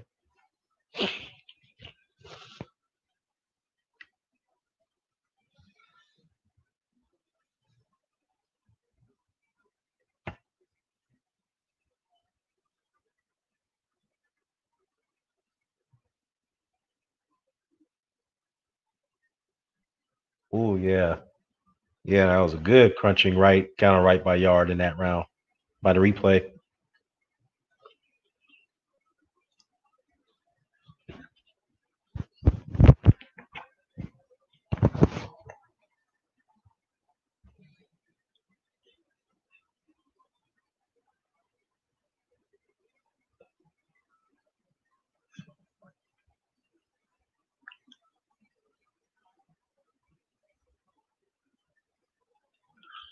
All right.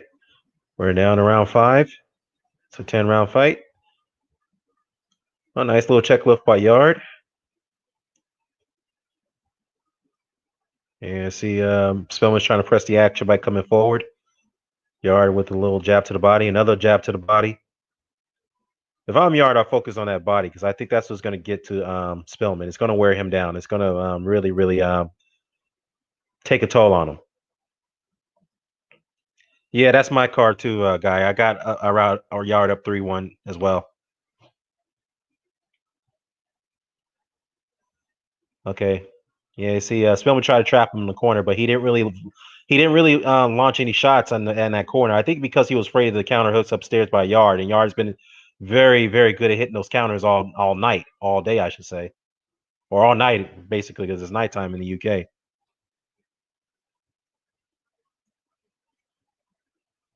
Good left hook by Yarde. Good counter left hook. Yeah, he's pretty much having his way with Spillman. Just don't get caught with a big shot though. He's got to be careful here.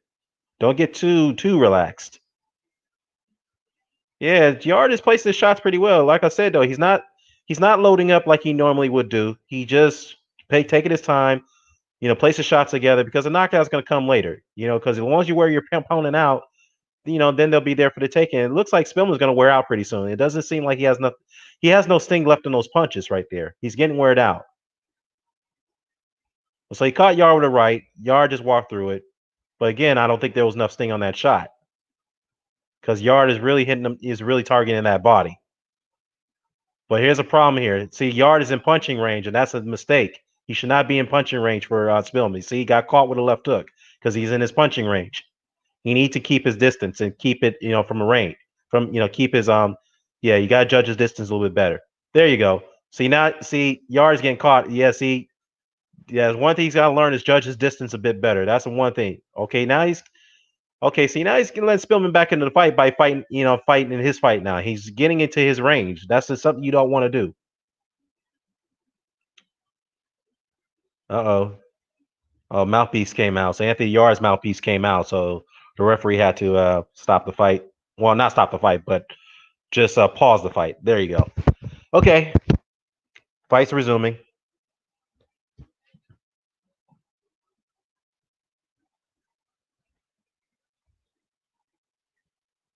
Okay, there you go. Counter right by Yarde. Good jabs.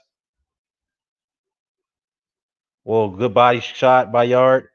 I would fire him. I focused on that body.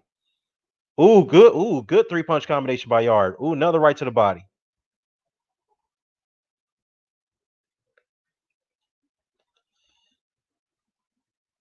Left hook to the body. Yeah, good round by Anthony Yarde. Spillman had his moments there, but I don't think it was enough. Yeah, he's getting beaten up right now. I mean, should his corner even allow him to go back out there, man? He's really getting beat up right now.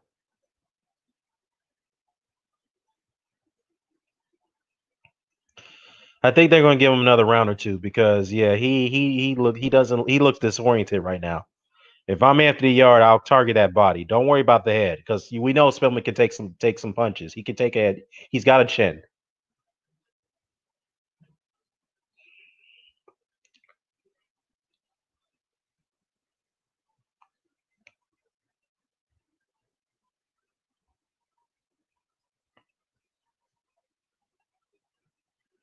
So Richie Wardlaw has it 4 rounds to 2 for Anthony Yarde. He gave the last round to Spillman. I would have to disagree with that one. I have to disagree with that one on that last round by Spillman. I mean, yeah, I don't think Spillman won that round. Yeah, he had some success there, but Yarde closed it out strong, in my view. But it is what it is. But he still got Yarde up by 1 point. But I definitely got him up by 2 points after the 4 rounds to 1.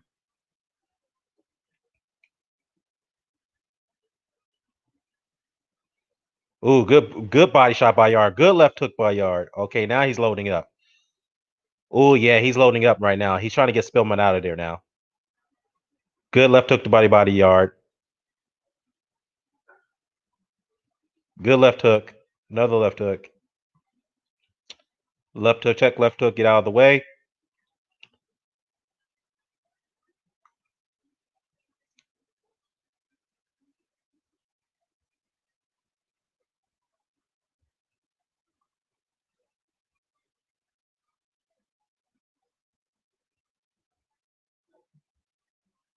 Good jab.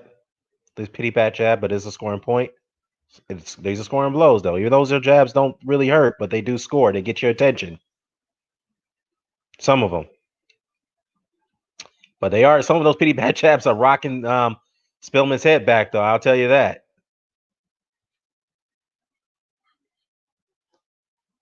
Oh, good body shots by Yard. Good right cross. Another body shot. Right cross. Body shot. Right cross. Combinations. Oh, yeah, he's real. Oh, he's got. Ooh, oh, good combinations by Yard. Yeah, Spillman got to show something, man. He's got to throw something back.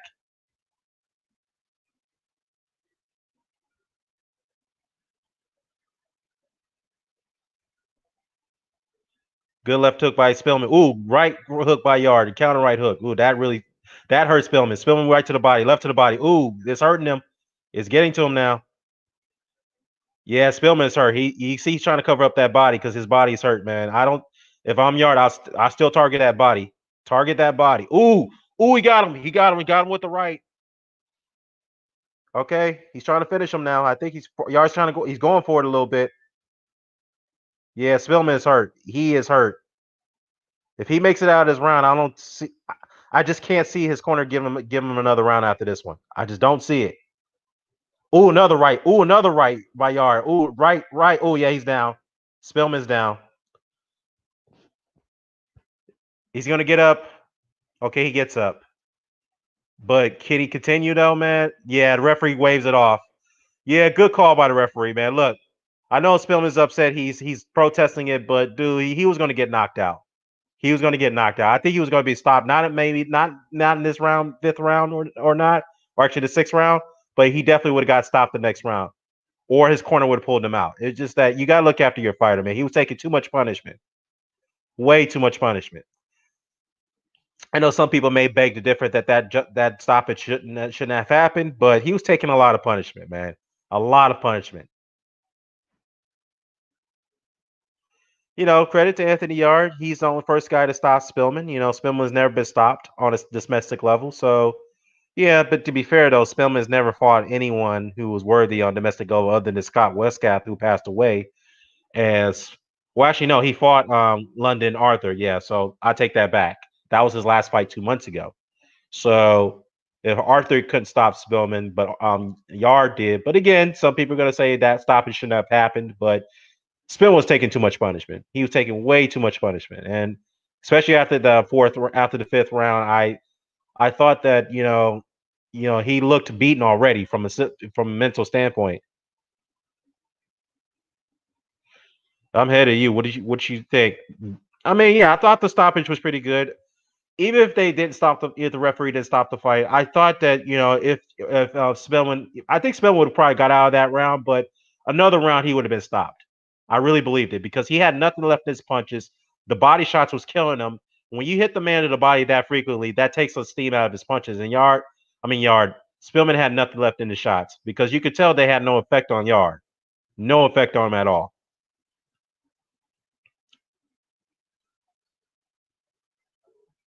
So I guess this was a decent win on the domestic level for Anthony Yard. But it's still got more to go. We want to see him in there against the Joshua Boaksis or the Callum Johnsons if he's still fighting. But I think he is. So yeah, Smoke says UK stoppage. I mean, let's be fair. Maybe maybe Smoke is onto something here because going back to the Kovalev fight, if the Kovalev fight was held in the UK, and especially that eighth round or the ninth round, I think was it the eighth round? That Yard or ninth round, I think, where Yard had Kovalev in trouble.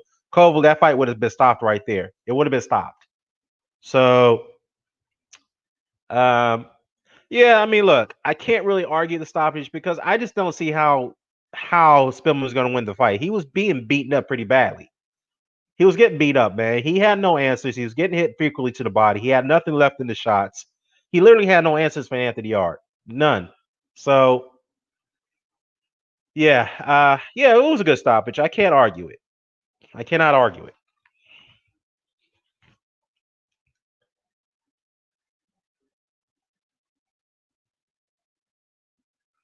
So what's next for Anthony Yard? But I think he still should be able to.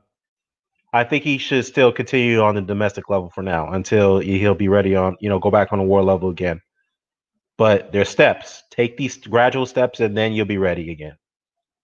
So I don't want to hear no talk about him fighting Arthur Beterbiev for Dmitry Bovov. No, he's not ready for those fights. No.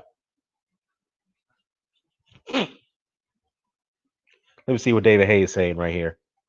He just started cooking it up, and he could have got him out there in 2 rounds, in my opinion. But he chose to give us a few rounds, the round worked on a few things, and when he wanted to close the show, he did it in clean style. So David Hayes thinks that Anthony Yarde could have closed it out in 2 rounds if he wanted to. I don't know about that, but to be fair, I think Anthony Yarde didn't want to waste his shots like he normally do in his previous fights. So Smoke says the refs saved the fans from seeing any more. What, any more punishment? I mean, yeah, I mean Spillman just wasn't, he was gone. I mean, he had nothing left.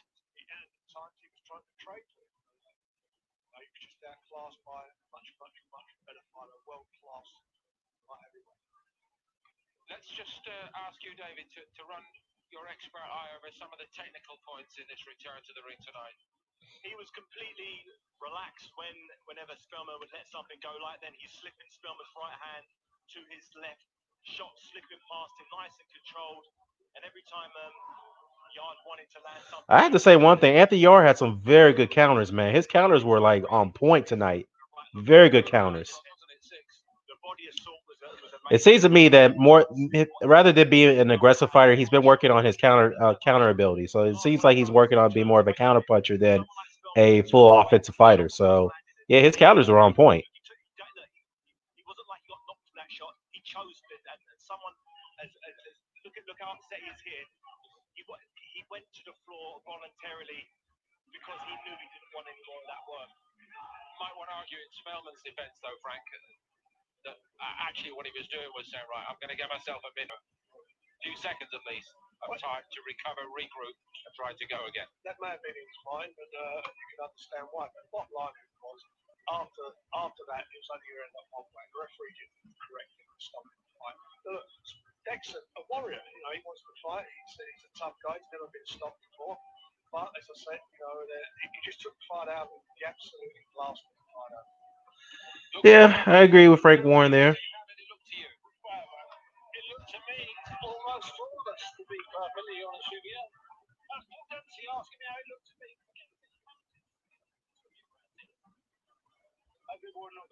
All right, so Anthony Yarde and Tony Jundai, are at the mic right now. The thing that everyone knows and the thing that everyone don't know.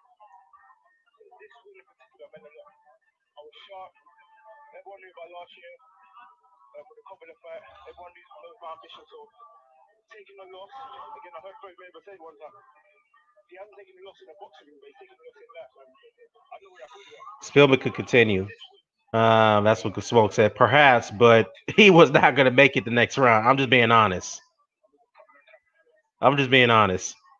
He was not gonna make it out of the round. I'm sorry. And Guy says, yeah, he was bleeding out of his ear. I mean, that's a good point too. But even Spillman could have continued. Yeah, I agree, Smoke. He could have continued. He could have made it out of the round, but he was going to get stopped in the next round. That was going to happen. He had nothing left on his shots, as I mentioned. He was totally gone. He was too stationary. He couldn't move. He wasn't mobile like he was in the early rounds because the body shots was killing him. He had no answers for the counters for Anthony Yarde. He had no answers for it. And a word on Dex Spellman. Here's a kid that was not going to fall over. And he took some of the best things you throw, especially in the last couple of minutes. Do you know what? Again, it's all about experience. As everyone knows, about 12 amateur fights. This is my 20th professional fight, but I'm still inexperienced. Knocked out a lot of my opponents, so it's not the fact that I was looking to go longer in this fight. Let me say this. I think Anthony Yarde will be a what up, EJ? I think Anthony Yarde will be a world champion. Like I said, he definitely showed some improvements tonight. He looked very sharp in there. I mean, his counter ability looked crazy. It looked ridiculously on point. It was like impeccable. I mean, it was. I mean, that's like the best I've seen Yarde. I mean, even though Spillman is not, I know he's not like a top level domestic level fighter, but he's pretty good based off the domestic level opponents he fought going into the fight. So this was a decent win for Anthony Yarde on a domestic level. So we can't argue against it.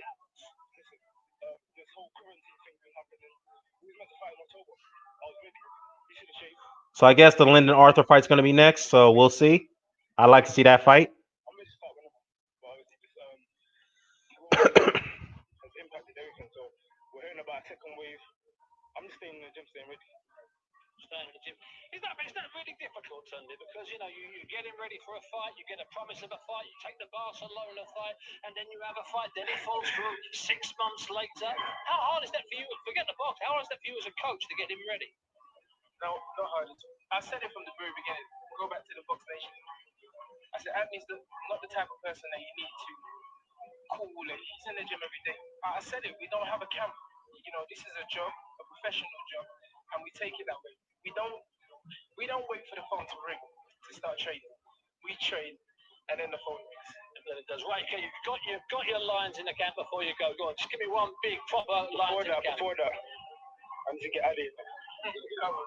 Mr. Lines in the camp. Right, let's do it together quick. I got you, Lines in the camp. Lines in the camp. Lions in the camp. Lions in the camp. Lions. Back to you, Bobby. Back to you. Moving swiftly on. UF Fight Night 177, currently live from Las Vegas, BT Sports 2. Michelle Watterson and Angela Hill topping the bill for that one.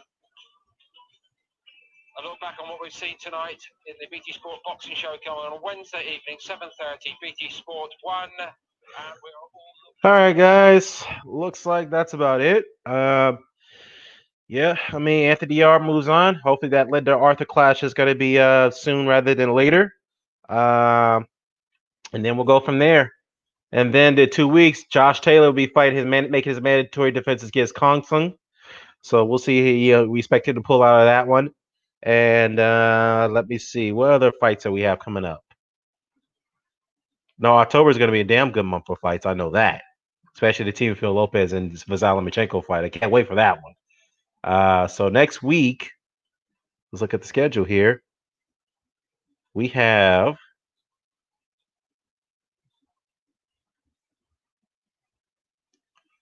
all right, this is the world. Let's see what fights are happening in the US. No Media Pacific. Let's just say pro boxing. Let's say the world. See what happens here.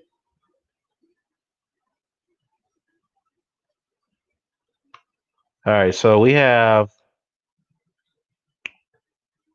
let me see, a lot of European fights are taking place in Germany tonight. Italy, there's one fight. Japan, ooh, they got a whole lot of fights going on in Japan right now.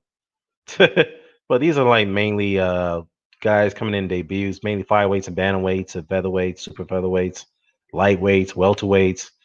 So yeah, these are like domestic level debut fighters. Mexico City. You got Jessica Plata versus Sandra Robles. Okay, that's a pretty good flyweight fight. Well, obviously, I don't think anybody cares about that one. That's tonight. And we have, let me see, I'm going to go down the list here. Oh, there's some fights in Dubai. Okay. Well, nobody knows these people, so we don't care about that. Your call. We already saw this one, Anthony Yarde. Yeah, we already saw that card already. So, okay. Oh, Mean Machine's fight tonight on the ESPN card. He's fighting Michael Suzuki. Then we have Miguel Mariaga. He's making his return. He's fighting Joet Gonzalez, which should be a good fight. Emmanuel Flores, who's up and coming fighter, him and Jonathan Rodriguez, prospect against prospect at the bantamweight. So that should be an interesting fight. All right. Then we have, let's see, on Sunday, not too much. And then next week, we have, let's see, we don't have too many good fights next week, so forget about that. Friday, not so much. Friday, they're happening in Nicaragua. No, we don't care about that card, those cards. Serbia, no. Marko Nikolic. Yeah, so he's fighting on next Friday. So okay. And let's see here. So basically, we really don't have much going on next week. So basically, next week we have nothing. We don't really have nothing. We have, let's see.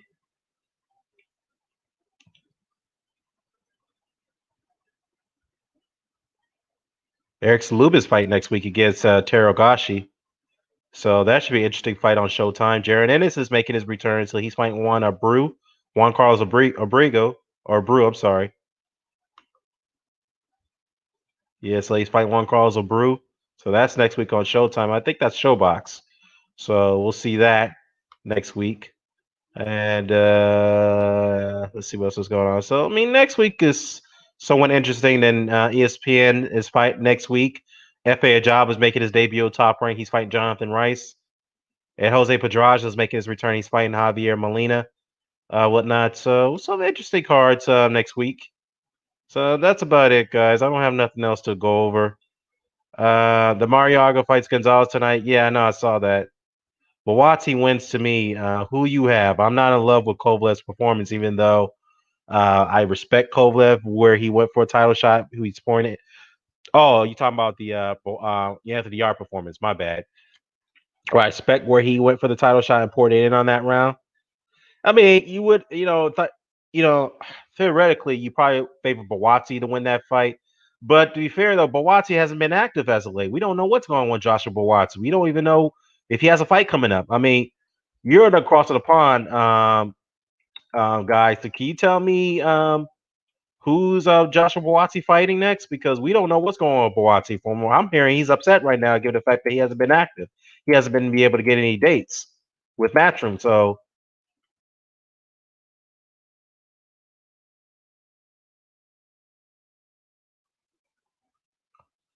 yeah, so we don't know what's going on with Boati right now. His last fight was last year against Ryan Ford. He's on a long, long layoff right now. Long layoff.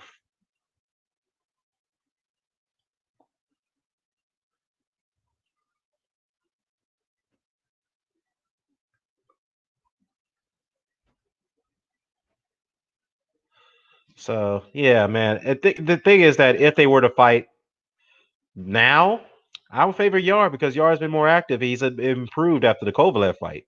So and Boati's been on a long layoff. Long layoff.